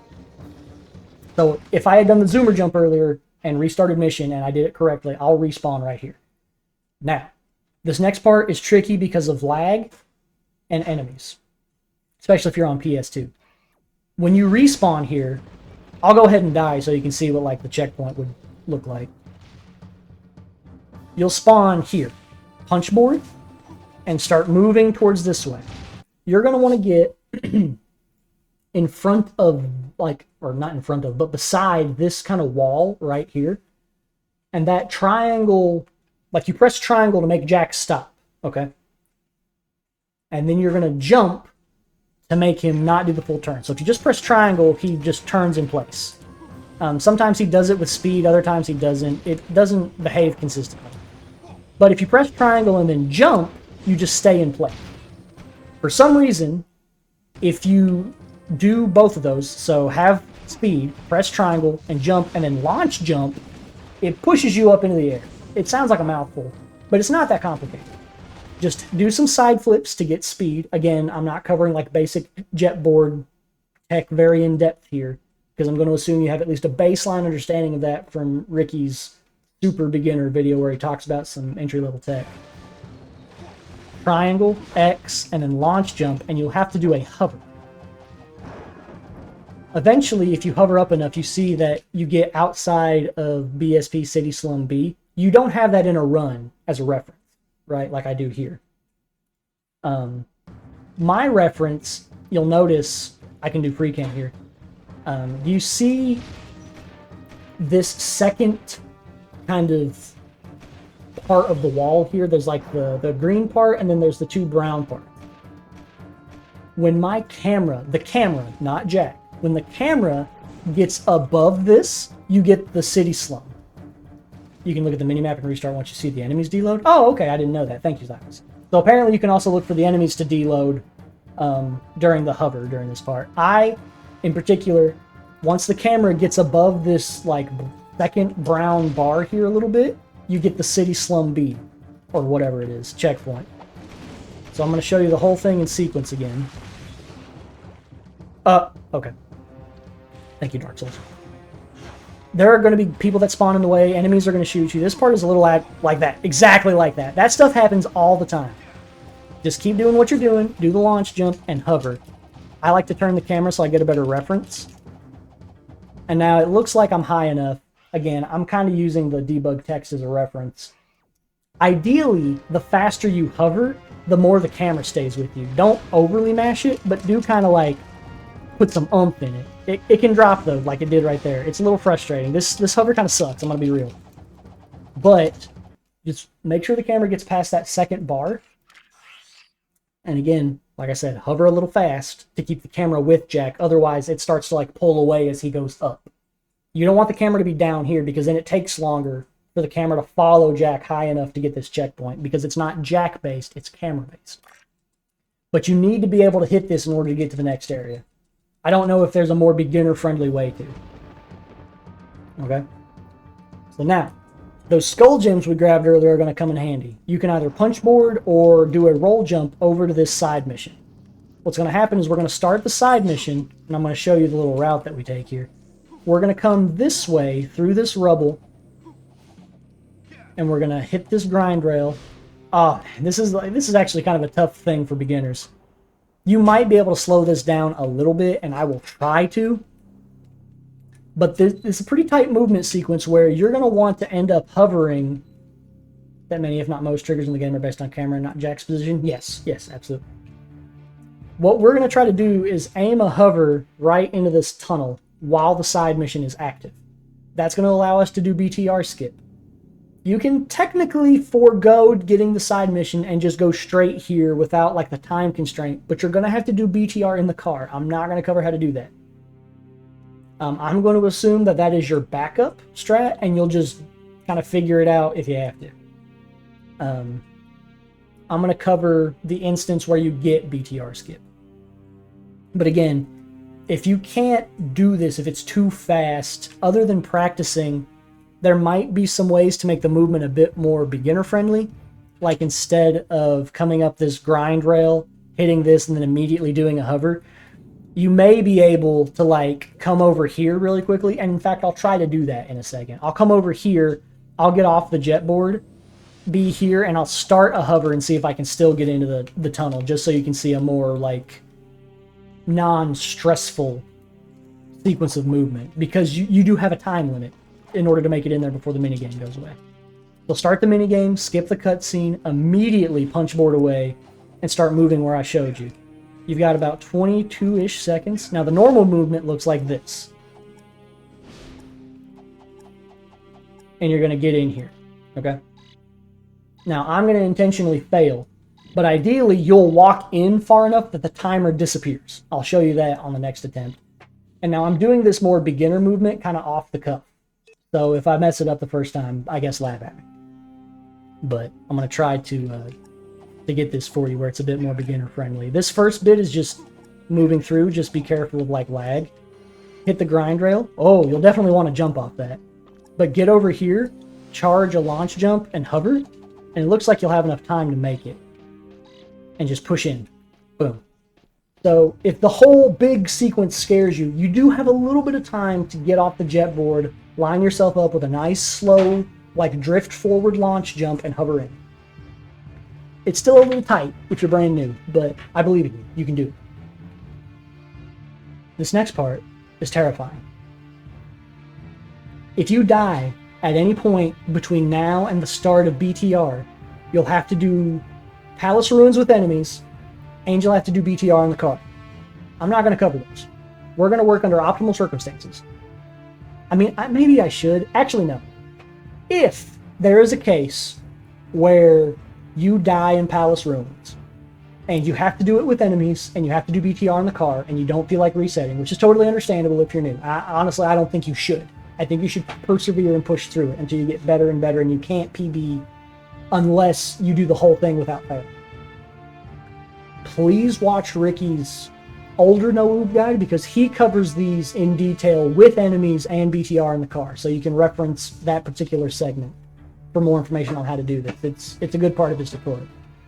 So anyway, all we have to do is walk down the tunnel until we get to the end. Once we get to the end, we can punch board right around this ramp, skip the cutscene, and get on the jet board at the same time. I forgot I had my memory card in. I'm going to pull that out real quick.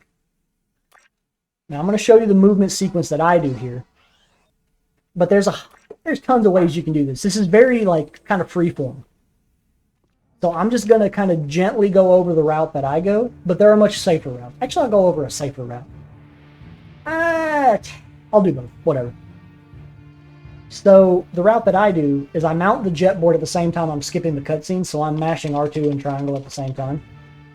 And I turn to the right and do a launch jump down the stairs and kind of bounce around like this and grab that ammo and hover over that. Okay? Now this is a lot. You don't have to do the spins, you don't have to do all this stuff. That's the way that I get to this point. A much more beginner-friendly way of getting to this point, I would think. You can punch board down the stairs. You can do a side flip down the stairs. You do all sorts of stuff. I'm going to say just kind of do this launch jump that I do, because I feel like it gives you some good spacing, and kind of wrap around through this area and find the non like bad parts of the terrain. The terrain is garbage here. You will find that out very quickly, that like there's so much junk in the way and you're constantly like being bumped and moved around and all that. I'm not doing a very good job of that right now. I'm hitting all the nice spots. But loosely following the path that I'm taking, you can get to where you want to hover over to the ramp. If you're scared to death of dropping this hover, you can come up this way. You can use the wings, but you have limited eco. And you can come up here with the jet board instead, if you really want to take it safe. If you've practiced with hovers, believe in yourself, just hover across to the ramp. Alternatively, you can wrap around like that if you're really trying to play it safe. But like I said, I believe in you. I believe in your ability to practice hovers. So we will hover across to the ramp. There's a few things you can do here. The oldest way that I'm aware of doing this is you land on the ramp and you run into the cube-shaped rocks on the backside, and it turns Jack around.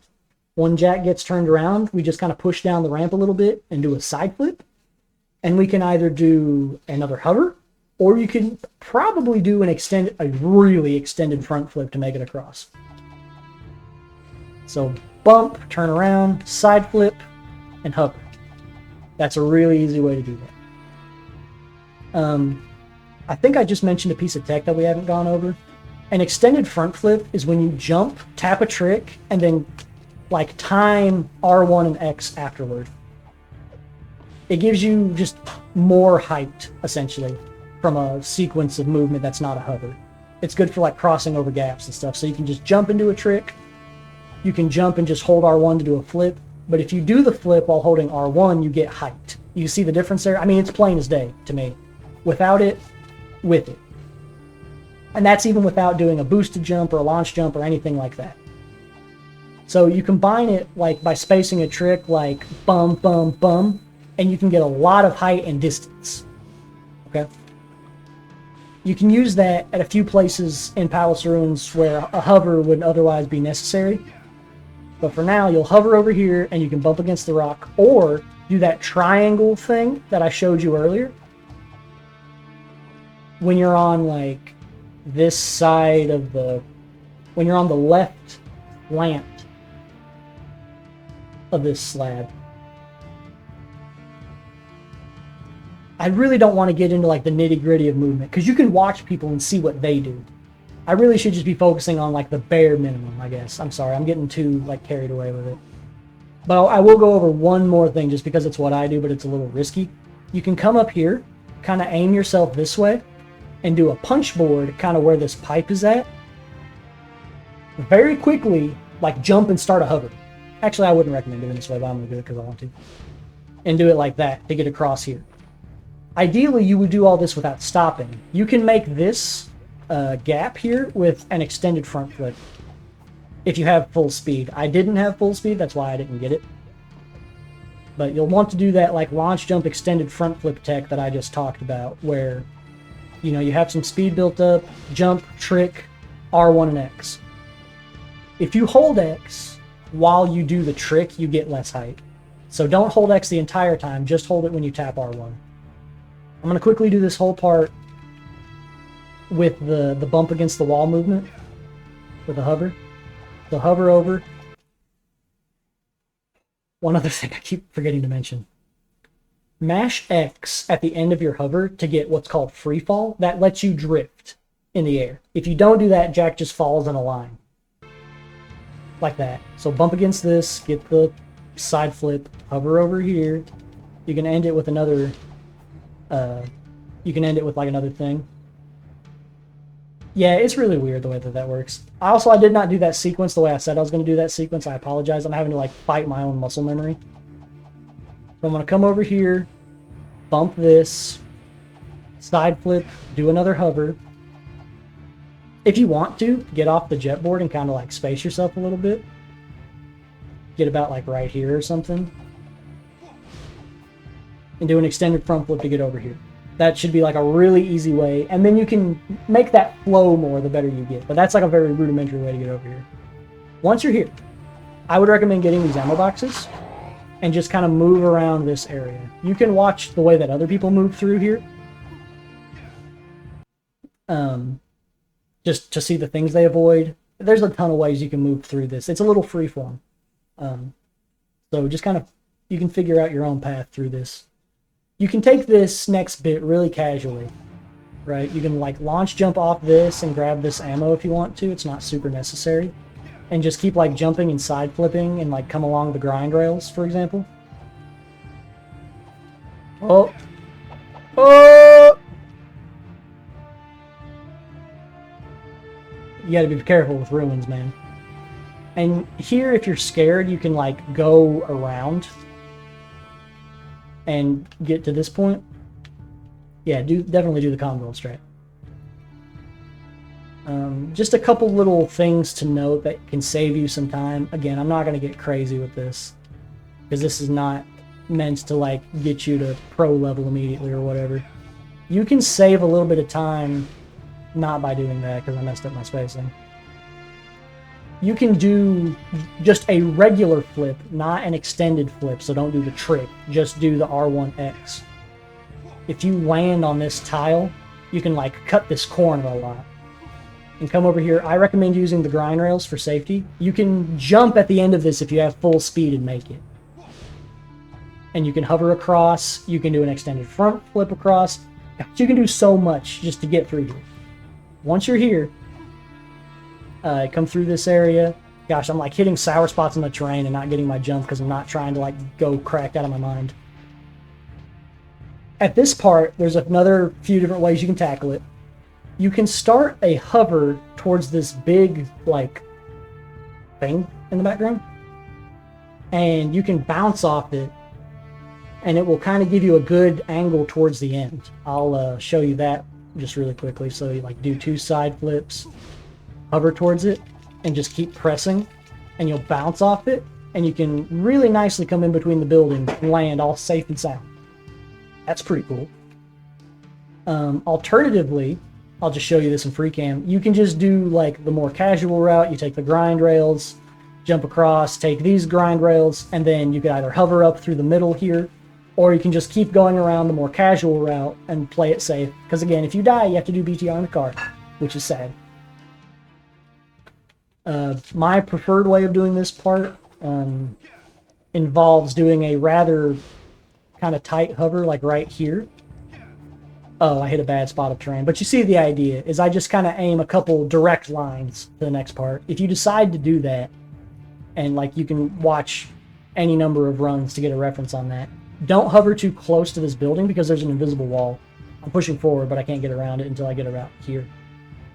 So you want to kind of like aim more towards, like you see the this corner here. You kind of want to aim more towards this than right at this. But you need free fall that I mentioned earlier, where you mash X at the end of your hover in order to get the drift that you need. Otherwise, Jack will just keep going in a straight line and fall into the void, which is tragic. Let me show you that real quick. I do spin hovers just because it gives a little extra sauce. But you don't have to do that. That's just superfluous. And enter BTR. Now, wait for the cutscene. When you see the cutscene, tap triangle, hold forward, and punch board, and you'll get a cool punch board off the air. Like that. Not necessary, but this is such easy movement. You just come through this area and get up to here. Dismounting the jet board is optional. The camera automatically goes free cam for a second until you get control back of Jack. There's no way you can avoid it. Actually, no, you can't. You have to hit that in order for the rest of the level to like act properly. Once you get control of Jack back, that's hard to say. Press forward and punch board, do 2 side flips, and hover over this next wall is the optimal way to do it. And just come up and over this. Again, I've just spin hovers out of like, out of habit. But you don't have to do that. You can just, you know, just do a regular plain Jane hover. Just like this. And if you mess up the hover, it's fine. Just pull back into this area. Line a hover up. Take it nice and slow if you have to. The big thing about this one is just not dying, really. So, come through this area. You'll do some method of movement to get up here. And you're going to want to do a hover over here. What's up, bro? You'll do a hover. You're just trying to get to this area is what you're trying to do. So getting to here is pretty straightforward. There's several different things you can do after this. You can try to do like some really extended front flips if you are uncomfortable with hovers. Or you can do the movement I did initially, and you just kind of like fall down, do a side flip as you're falling, do an L1 down trading spin hover until you get about right here. Just get to this point. Use what movement options you have available to get here.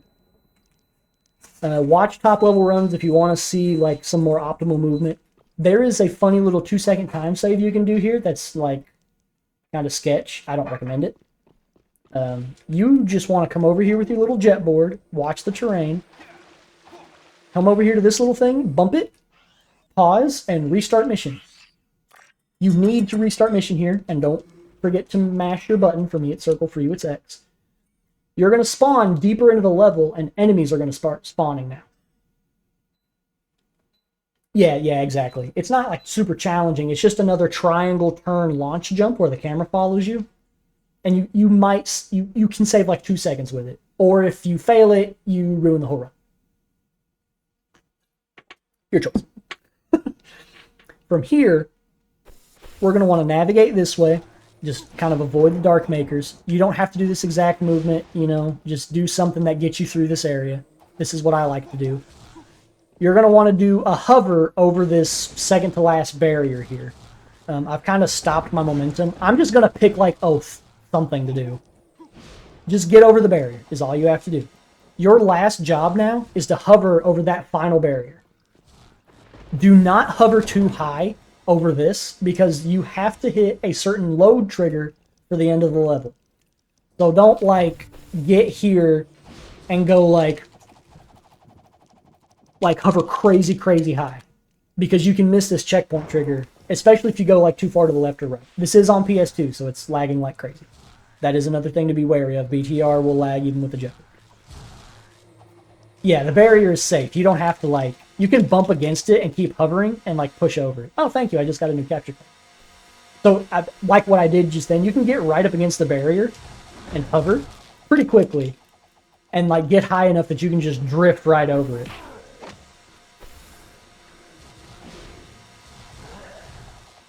It's not super hard. Just make sure you don't die to the Dark Makers. Obviously, they're not much of a threat. They're just kind of being fooled. This next hover... Flashbang out. This next hover is... can drop a lot. So you kind of have to be careful with it. You don't have to do it. In fact, okay. So the normal way that we do this is we hover and just come over here and just keep hovering. Sometimes the lightning makes it drop. We drop the hover and free fall once we get over the barrier and we fall into the cutscene. I'm not going to show you that because then I can't show you the more simple strat. The more simple strat, if you hover over and you're not confident, do an extended front flip over here. Just kind of turn. Oh, get your inputs eaten by BTR because that's the kind of level it is. Just come up here. I'm assuming you can just do some weird jack stuff. Yeah, just do some weird jack stuff and then get over here. You saw what I was going for though, right? Before the lightning ate my inputs. Like do an extended front flip, get over here, turn around, do another, oh my gosh. Yeah, do another really extended front flip to get over here or just hover. If you fall down here because of the game lags, we continue to play on PS2 when PC port is finished. I'll probably do a little bit of both. It just depends on what I'm into at the moment. If you fall down here, like if your hover gets dropped or whatever, you can just come over here like on foot and just kind of ascend this stuff and eventually climb your way up. And you can actually, if you press up against this barrier and just jump repeatedly, you'll proxy off of it and you can land into this area. Or if you didn't want to go up super high, you can like get here, jump, and like spin to get behind it. So all in all, what you're trying to do is just get over this barrier and there's a cutscene on the other side. It's a one-way cutscene, so if you overshoot it, let me show you, if I can. Well, it's a one-way cutscene, so I'm going to try to go up pretty high. And I missed it. So I'm over here and I didn't hit it. If that happens, walk back and punch forward and you're going to hit the cutscene. And that's all I have to say about this BTR. Now, hold X when this mission starts, because holding X makes the little Subrail car go faster. The biggest thing about this mission is sticking to the inside curves as much as possible. Sticking to the inside curves make you go faster. Yeah, I'm very complicated with my BLTs. I put mayonnaise on them. Stick to the inside curves. Just think taking racing lines, but in 3 dimensions. Sticking to the inside of the curves makes the car go faster, and you save multiple seconds. There's only like 2 other things to note in this, so we'll keep it short. So stick to the inside wall, take this line, and don't fall. If you fall, you die, and that's bad. Don't hit the electric gates. They do a ton of damage. You're just going to have to like play this and repeat it to get a feel for where all the stuff is. There are these little enemies you're going to have to shoot because they will damage you, and they can do a lot of damage if you're not careful. So kind of break away to kill them if they're causing you some issues. Again, just kind of play this level a bit, watch other runners. I can't emphasize watching other runners enough. Ideally with crispy bacon on a BLT. I can eat bacon both ways. That's not important, I'm sorry. This is one of the small things to note. You can go on top of the rail right here, and you can like fall and be upside down. When the car is upside down, it goes faster. For some reason. Just because. And you can save like a half second doing this. It's also kind of dangerous because the car can just like fall, and I've very rarely had it just blow up randomly. So do it at your own peril. But you'll just fall, whee, and then it'll flip, and you save like a half second. And then we're going to hang on this side. There's an intentional flip we're going to do at the end of it, and I'll try to explain it, but I only get one shot at it unless I do the whole thing over again. This next to last enemy, don't shoot him immediately. If the enemies run into the pylons, these little like red pokey things that are all around the level, if you shoot it while the enemy is beside it, it blows up the enemy instantly, which is a nice little strat. So you'll notice that right here. I'm going to wait, fire. It happens every time. Super consistent.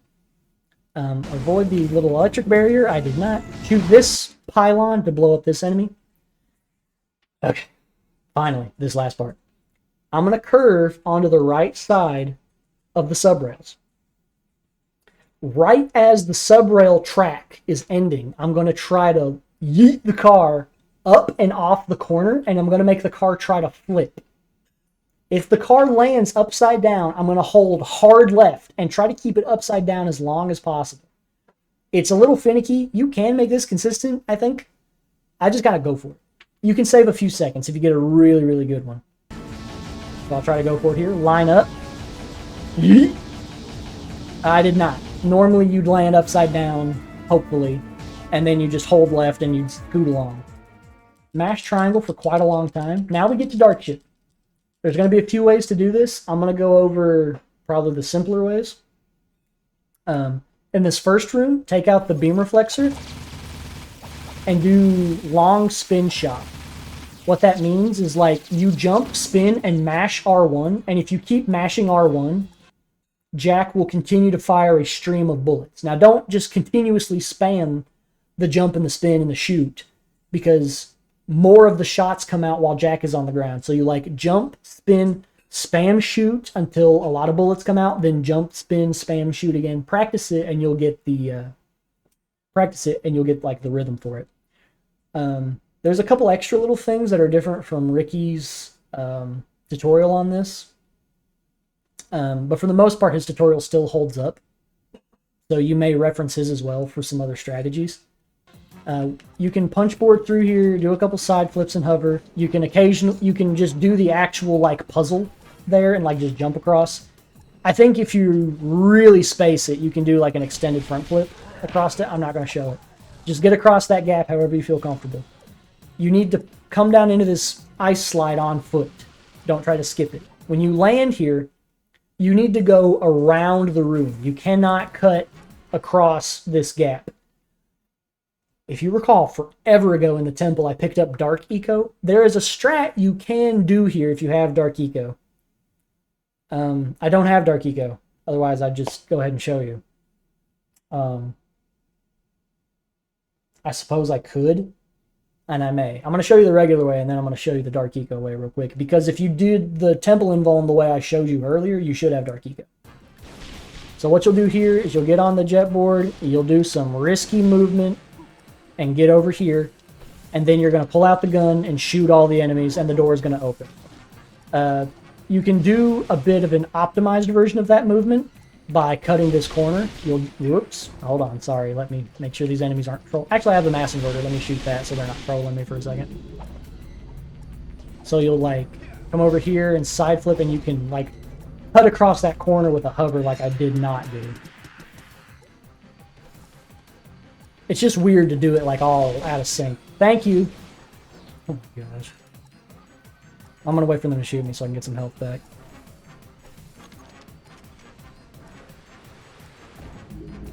Whatever.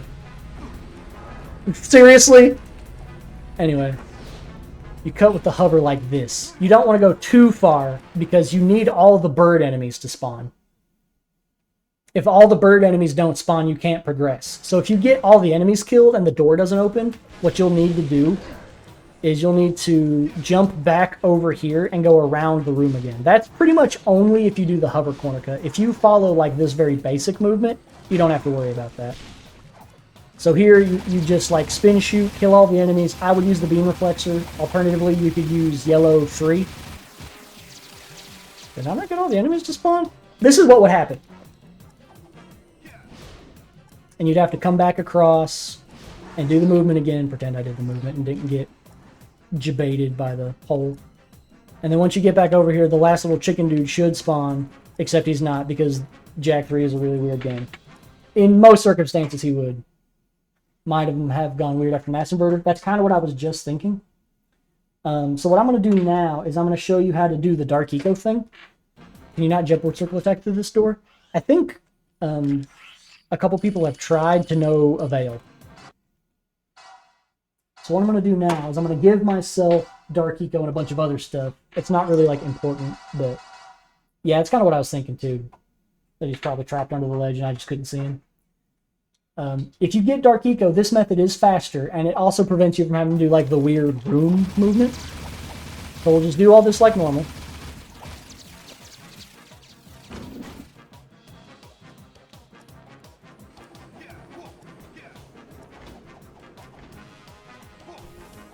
And pull out the concussor gun before we hit the ice slide. Whenever we reach the thing and Jack like does the automatic jump at the end, you're going to want to hold towards where the door is at, and when Jack like gets the jump, press R1 with the concussor gun. You're going to want to practice this a little bit, by the way. Press R1 with the concussor gun to get a boost, and then immediately spin shoot, and if you time everything right, you will launch directly up near the enemies. You're going to turn into Dark Jack, and you're going to do Dark Blast, and it will just sweep the room and open the door. Let's see if I can hit it.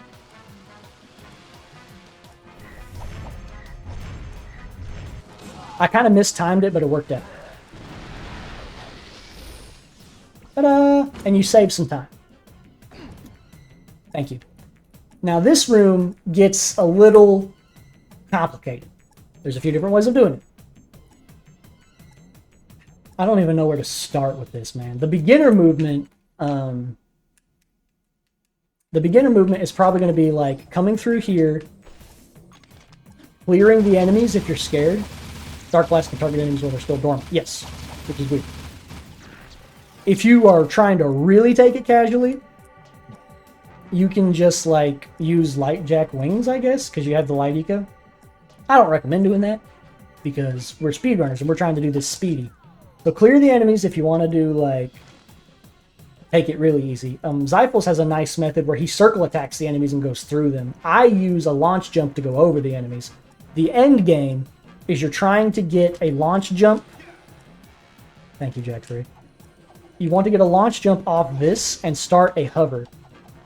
And once you get about here, free fall towards the door. It's gonna take practice. It's hard. Okay? Like, especially if you're a beginner, it's hard to get the hover, it's hard to angle it right, it's hard to get the free fall timing right, the whole thing. But despite not going through the trigger to activate the flying guys, they still get clapped. Yes. What Zyphos said about the previous room of enemies. You okay? Okay. This is taking me a really long time. So, that's one way that you can do it, is you can clear the enemies. I'm going to try to do what Zyphos does. I don't know that I can do it, but I'm going to try. Punch forward here, here. And he just, like, circle attacks, I think. Yeah, he just circle attacks through all those guys and hovers up and over. And free falls. And right down into that little bad boy. That's actually a lot easier than I thought it was. The way that I do it is I do the same movement. I do a boosted launch jump off the noodles, do a trick, spin, and then I land here, ramp off this, do 3 L1 hover taps, do a launch jump off of this, and land on the door. Did you catch all that? Okay. Test on Thursday. If you're really feeling fancy, another thing you can do is you can like ramp off of this and you can do a hover. Oh! and get down in here. There's a ton of ways to do this. Just get to this door. If you hover really high, let me cover this too, because this is important. If for whatever reason you get through here, you clear the enemies, thank you. You clear the enemies, you're having a grand old time. You don't have a lot of momentum.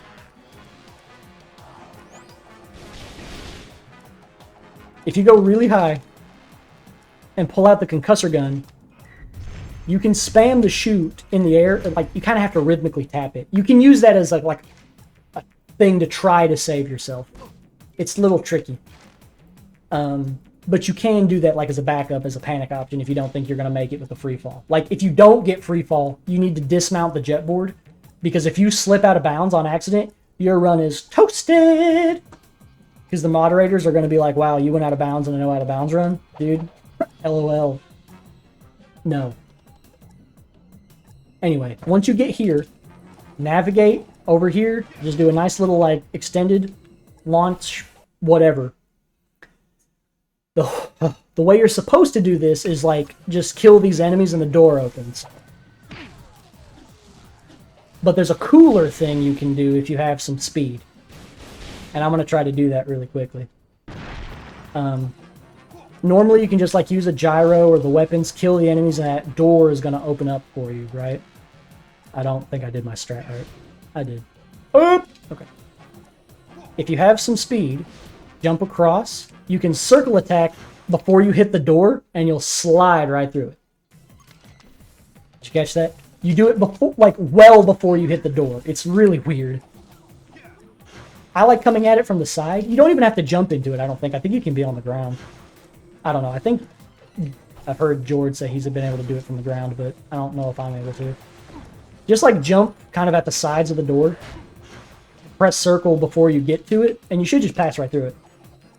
The timing is very forgiving. Very forgiving. And then just dismount jetboard when you make it through. Or use the gyro burster if you don't want to use the door clip. All I have to do for that is, if you have ammo, just fire that bad boy. Then all the enemies die. The door opens. You have the option. The door clip saves about 5 seconds, and I don't think it's that hard if you practice it. And if you miss it, just kill the enemies. Okay. Now then. We're in the last leg of it, and we still have like so much stuff to cover on a beginner level. This next part, there's a cool like hover shortcut that you can do. I'm not gonna go over that. It's tricky. It saves 7 seconds. Watch somebody do it. VOD, study it on your own. It's not beginner friendly. What you need to do is roll jump and punch and hit this cutscene. When you skip the cutscene, be holding forward. Take a few steps, do a punch board, and do some side flips. I'll practice this. I can't really tell you what to do other than just do big launch jumps and side flips and avoid all the little things. You can hover over all that stuff if you want to. I don't think you need to. You just follow the route. I'll even do it one more time. I know you can rewind, but why? And you want to move kind of fast.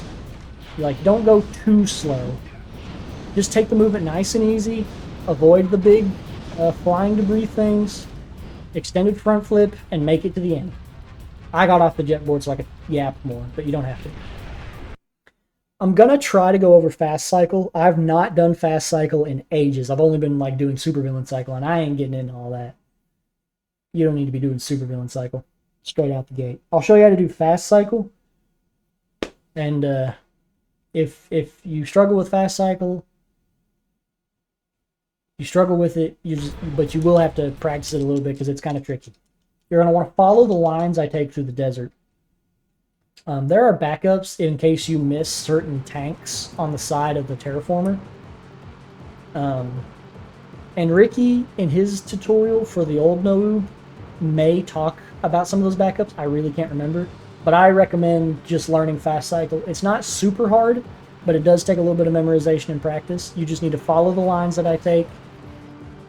You'll have to practice driving the Sand Shark because it's pretty slippery. He does mention normal cycle. Okay, if fast cycle's too hard for you, and you've practiced it and you just can't really seem to get it, go watch Ricky's tutorial, skip to the Terraformer section. You could probably watch like his tutorial for the last 3 missions, if you wanted to, and it would probably cover the same stuff I'm covering, possibly better. The only thing he's missing is like the door clip in Dark Shift because we didn't have it that time, and he didn't cover like the dark jack thing that I did because it didn't apply to the run at that point in time. Okay. This is going to be difficult to do in pieces, but I'm going to do my absolute best. I'm also going to have to remember how to do it. The sand shark is slippery. If you feel like you're losing control, just let off the gas a little bit and try to regain control of the car. Don't take overly sharp turns. And you need to get good at like skid turning with the car, which is when you hold the gas and then you press circle and move to the side at the same time, and it makes the car like kind of spin out a little bit. All of that comes into play here. So I'm going to talk about it like you know how to do it. So you're just going to have to bear with me. Again, some of this stuff just takes practice, and that's all there is to it. So you're going to kind of come up here right along the wall a little bit and hit this first target. You're going to sweep around the leg, kind of in line with where this gravel patch is at. I'm going to try to do a skid turn and aim at the next target. You can tap L2 at any point to recenter the camera, so I'm going to like skid turn and tap L2 to make the camera turn so you can like see what's going on. Like that. Now you're going to keep shooting kind of over here and reverse a little, and there's 2 more targets that are going to come down. So you're going to get the 2 targets that are directly in front of you. And then there's going to be another leg coming to the right. All right? So we're going to kind of get that one. Move over this way nice and slow and get these 2. Careful of the mines. Now drive over this way, and there's another leg that's falling down. We're going to hit this target and go around the right side. The car has a tendency to spin out right here, so just be careful. We're going to drive around. We're going to hit these 2 targets, going to kind of drive up on them. Nice and slow. And we're going to go left. Mines are going to start falling. Do not freak out. Just drive right through the bad boys. Shoot them. Sometimes you get got by Terraformer mines. There's nothing you can do about it. You just get hit by the mines. You spin out. Sometimes you blow up. It's really sad. I can't help it. It's just going to happen to you. It happens to me. What we're aiming for now is this target. On the side of the leg here, do you hold forward, backward on the stick during this part? I just make adjustments to the car as I see necessary. That's part of just like, you need to become accustomed to driving on the terrain. Yes, what Zyphel said. You have to like get accustomed to the fact that on certain slants and on certain like grades of the terrain, turning too sharp is going to result in sliding. You need to make like little tap turns, like they said. And that's something that is like so ingrained in my like driving mechanics that I don't think about it much.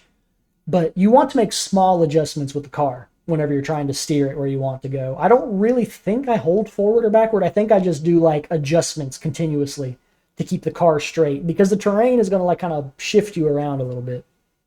The big thing here is you want to hit the target directly in front of you, and right on the side of the target, or on the side of the leg, there's another target. If you aim at the side, most of the time you should hit it if you're at like the proper distance. I'm going to try to hit it while I've like paused and got myself all kind of discombobulated here.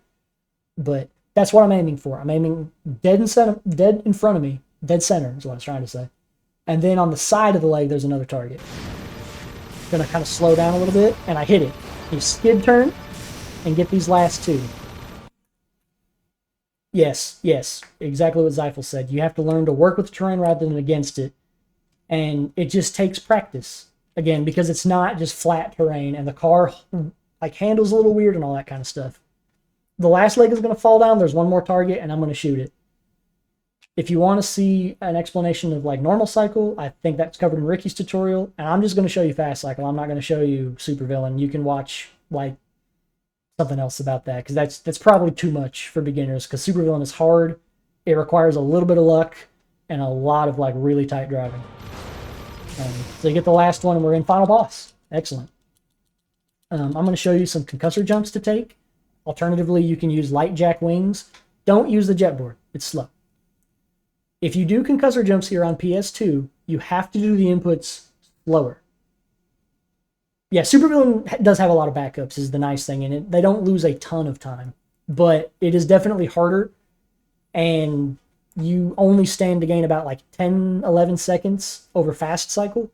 And if you're a beginner, you're probably going to end up losing more time in the long run if you start with Supervillain, as opposed to like get comfortable with the card, get comfortable with Fast Cycle, and then try to incorporate the harder strats. I don't know. Some people are like a lot more determined than others to do like the hard stuff straight away. I was kind of like that, but Supervillain wasn't like a thing when I was first starting out. I don't know if I would have learned it. I would never recommend people starting with proxies. I don't think people should start with strats that are just going to kill like 9 out of 10 of their runs. If it's just obscenely hard and it doesn't save a ton of time. I think people should push themselves to try harder strats because that's how you get better. But I don't think that should be like a requirement. You can just play through Final Boss casually. You won't get a fast Final Boss time. So I'm going to go over some of the speed strats and highlight some of the things that you can do to make it better. My ammo is all out of whack right now because of all the demonstrations I've been doing, so I don't know what this Final Boss is going to look like. Generally, you have the same amount of ammo coming into Final Boss every time if you're doing a run. Mine's going to be different, so I don't really know what to expect. But I'm going to do the concussor jump. Remember, you need to space your R1 and X inputs a little further out by a handful of frames because it lags a lot here if you want to get an actual high jump. So just follow this, do another high jump, get over here, stand on this, high jump spin, high jump, whoops, too fast, high jump spin shot, switch to the beam reflexor, pretend I was trying to like talk and do all that stuff, so I missed the jump, but whatever. When you get up here, switch to the beam reflexor. Once you cross a certain threshold, the enemies are going to spawn. I'm going to give you a little secret on something to make this first wave go a lot faster. I'm not going to get into all the nitty-gritty of how Final Boss works because Final Boss is actually like pretty complicated. There's a lot of really micro time save throughout the whole thing. I'm just going to show you like the fundamental ways of getting better at it and kind of highlight some things. But I don't want to go on a big diatribe because we're pushing over 2 hours for like a 20-ish minute run. And I feel like I've really over-explained some things, but maybe new people will enjoy that. Ignore the ammo boxes on the side for now underneath the boss bar. I'm going to punch down the middle, and as soon as the enemies start coming up, I'm going to spam, just single fire the beam reflexor down main.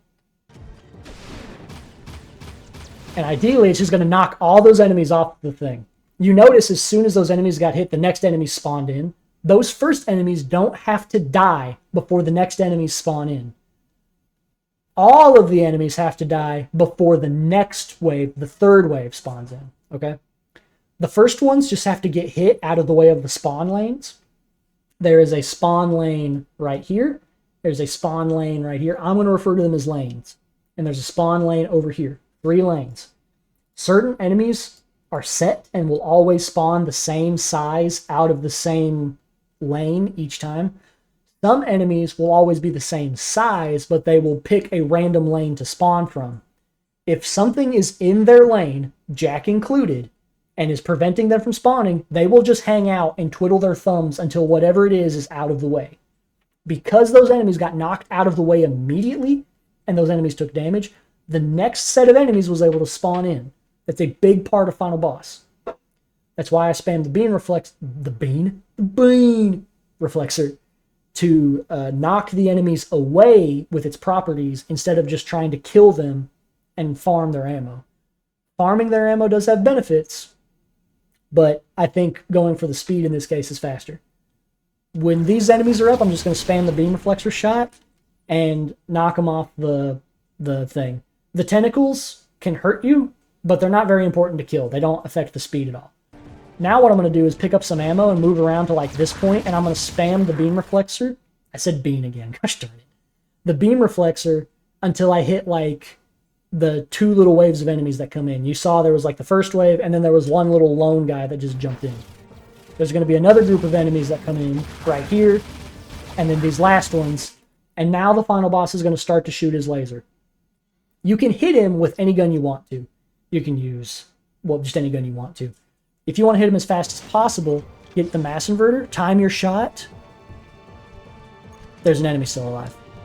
This idiot. Time your shot. Right now. That should hit him. And also go around and pick up spare ammo. If you do the mass inverter strat to hit him as quickly as possible, pull out the beam reflexor as a backup, because sometimes this will miss if you don't time it right. Okay, I hit him. He's going to do one single head bonk. During that head bonk, we're going to book it down here to grab these ammo crates. As he's pulling back, he's going to settle his head, and when his head settles, the next wave of enemies is going to spawn. We don't, in most circumstances, want to knock them off the edges with the beam reflexor because now ammo becomes priority. So we're going to shoot a gyro in the middle and use the second blue gun and tap fire it at the largest guy. If you tap fire the largest guy with the blue gun, it shreds him. And he drops tons of ammo. It's awesome. He's like a fountain. It's beautiful. So shoot this. Whoops. The gyro got to him before I did. But it dropped a lot of ammo. Those first 3 guys are going to spawn. The gyro hits them. If you're lucky, the next 2 guys will also spawn and the gyro will hit them. Otherwise, you'll need to clean up those 2 small enemies before the spinner spawns. You can tank the spinner hit like I did. I don't recommend that. I would just shoot it with the blaster by like doing a spin shot. You have a few seconds to run around and pick up ammo. Get to the middle and fire the mass inverter again to hit the next one. Oh my gosh. When the second spinner dies, it takes about 4.5 seconds before the next set of enemies spawn. If you have enough ammo to shoot a nuke, you can fire a nuke onto the stage and wipe the next phase of enemies out immediately and save several seconds. Okay?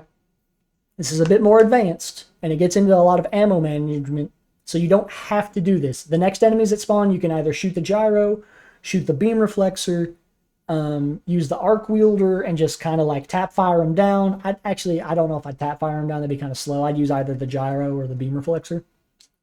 But I'm going to try to shoot the nuke. I'm going to have to react to when they spawn because I've messed the timing all up.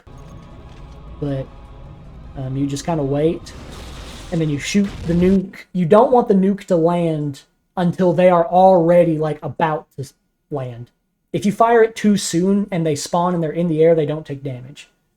But you'll notice when I unpause and the flash goes away, there's already going to be another set of enemies out that I can kill. Like those guys. They just have spawned in during the white flash. After that, I stand over on the side. I know I'm flying through this, but this guide is really long. Sorry. And the next part's a final boss. I'm just going to highlight what I'm already talking about here. I move over here when I shoot the beam reflexor so that it pushes the enemies, especially the ones that spawn in the left lane and the middle lane. It pushes them onto the stage so you can collect their ammo. You'll sometimes lose the guy on the right, but not always. If you shoot from the middle, a lot of times you'll knock them off the stage and you won't get to collect their ammo to get more nuke ammo. Okay? So that's why I stand over kind of on the edge to do that. Go for multiple nukes. The car is still loaded in? Yes, thank you for mentioning that. If you took too long to do the Terraformer cycle and your car is like over here by the garage and you shoot the nuke, the car is going to take damage from the nuke and it might blow up. For beginners, these are more details. Final boss is mostly a million tiny things. I agree, but I see way too many people just go into final boss without any idea of how to like do any of this. And I'm not going to keep going into like this detailed. I'm just going to do the rest of it. But I'm trying to highlight the things that save time so people know what to focus on, because sometimes they have no clue. But I pretty much covered like all I need to cover. There's going to be some enemies that spawn. Burst them down with tap fire with the arc wielder and collect their ammo and kind of guide the laser around and try not to get hit. We got a lot of purple ammo. That's good. We should pretty much be full on ammo. Yeah. So now we're going to try to time the mass inverter again.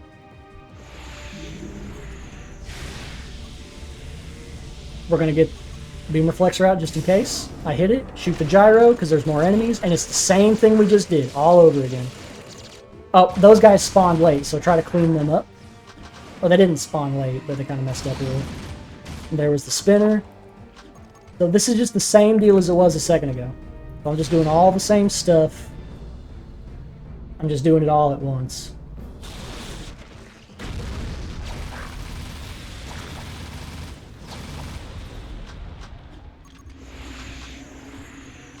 We'll have plenty of ammo for laser skip, and I'll highlight that a little bit. Laser skip saves several seconds. I think it's like 7 and change or something. and I recommend going for it because it's not super hard, it's just a little tight. It's not the end of the world if you don't get it. He's going to shoot one more laser. Going to get out the beam reflexor just in case this doesn't hit him. It does. Now I'm going to pull out the nuke. He's going to bonk his head twice. You can just punch out of the way. With the second punch, I'm going to reposition Jack right here. This is the way that I do it. Other people shoot off the final boss platform, like down onto the desert. I'm just going to tell you the way that I do it. Ricky does it a different way, so you can probably watch his final boss to see how he does it, and he times it. And I think Zyphals does it that way too, but I won't swear to it. He's going to bonk twice. I'm going to dodge it. I'm going to angle myself. When he comes back and his head settles after the second bonk, I'm going to shoot the nuke and immediately start spamming the needle laser and not the gyro. If you spam the gyro, you do fire on stage? Okay, my mistake. I'm sorry. Lost my train of thought. If you shoot the gyro after you shoot the nuke, you can get a rare glitch where the game like goes into slow motion, like Light Jack Flash Freeze, and you lose a ton of time. That's why I almost never shoot the gyro after the nuke, no matter what. I don't do it in hero mode. I don't ever do it if I can help it. Because you just won't get that glitch otherwise, I don't think. I've never had it happen to the needle laser, anyway. So, 2 head bonks, head settle, shoot nuke, start spamming needle laser, and I'll tell you when to stop. Okay? Dodge the first one, kind of get into position. Aim the nuke down about like this. Fire. It looks like we got everybody. As soon as the laser stops, fire a mass inverter shot to get the next spinner. Wait a few seconds and fire a gyro to hit these enemies. And I clean them up with the arc wielder because the arc wielder will hit them in place. Okay, let me explain that. If you use the needle laser, at least on PS2, it will juggle their dead body sometimes, and the dead body will clog the lane. I've lost laser skip to this before, and it sucks. I don't use the needle laser here because when those dead bodies get juggled and targeted by the needles, it prevents enemies from spawning sometimes, like they should. So I use the gyro to burst them down, and then use the arc wielder to clean up whatever the gyro isn't hitting. I just kind of sweep it back and forth, and I just repeat this. So we're gonna wait a couple seconds. We do it one more time. That enemy spawned really. No, we're not gonna get laser skip because that enemy spawned in really, really late. But we'll time it one more time. Shoot another gyro. Get these enemies. Now, normally, if I did this correctly and the enemies spawned properly, that would have been his last laser and he'd start his head thing. We didn't get the kills fast enough, so he's going to shoot one more laser, which is unfortunate, but it happens. Prepare your gun of choice, probably the needle laser. You're going to bonk his head 3 times. Right about the third bonk, kind of aim to the right. And you're done. I know that was like a really long explanation for some of these things, and I probably went a little too into the weeds on a handful of things, but I feel like some of it is kind of critical information if you want to do more than just like a single run and you want to improve your time. I tried to give you a handful of tools.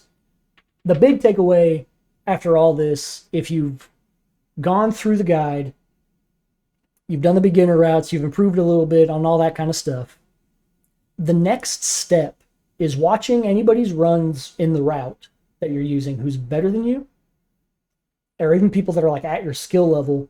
Watch what they do in those segments and like really try to analyze how they're stringing their movement together, what kind of jump heights they're using, all that kind of stuff. Like pour into every detail. And most importantly, if you're stuck on something and you're not really sure how to do it faster, ask questions in the Discord. Or you can comment on probably somebody's YouTube video, even if you wanted to, or ask them in their Twitch stream, yada, yada, yada. This guide was probably a whole lot more than anybody was asking for, and that is perfectly fine because I like to talk a lot on stream, not in person. That's true. So, all that to say, don't talk to me or my son ever again. Bye.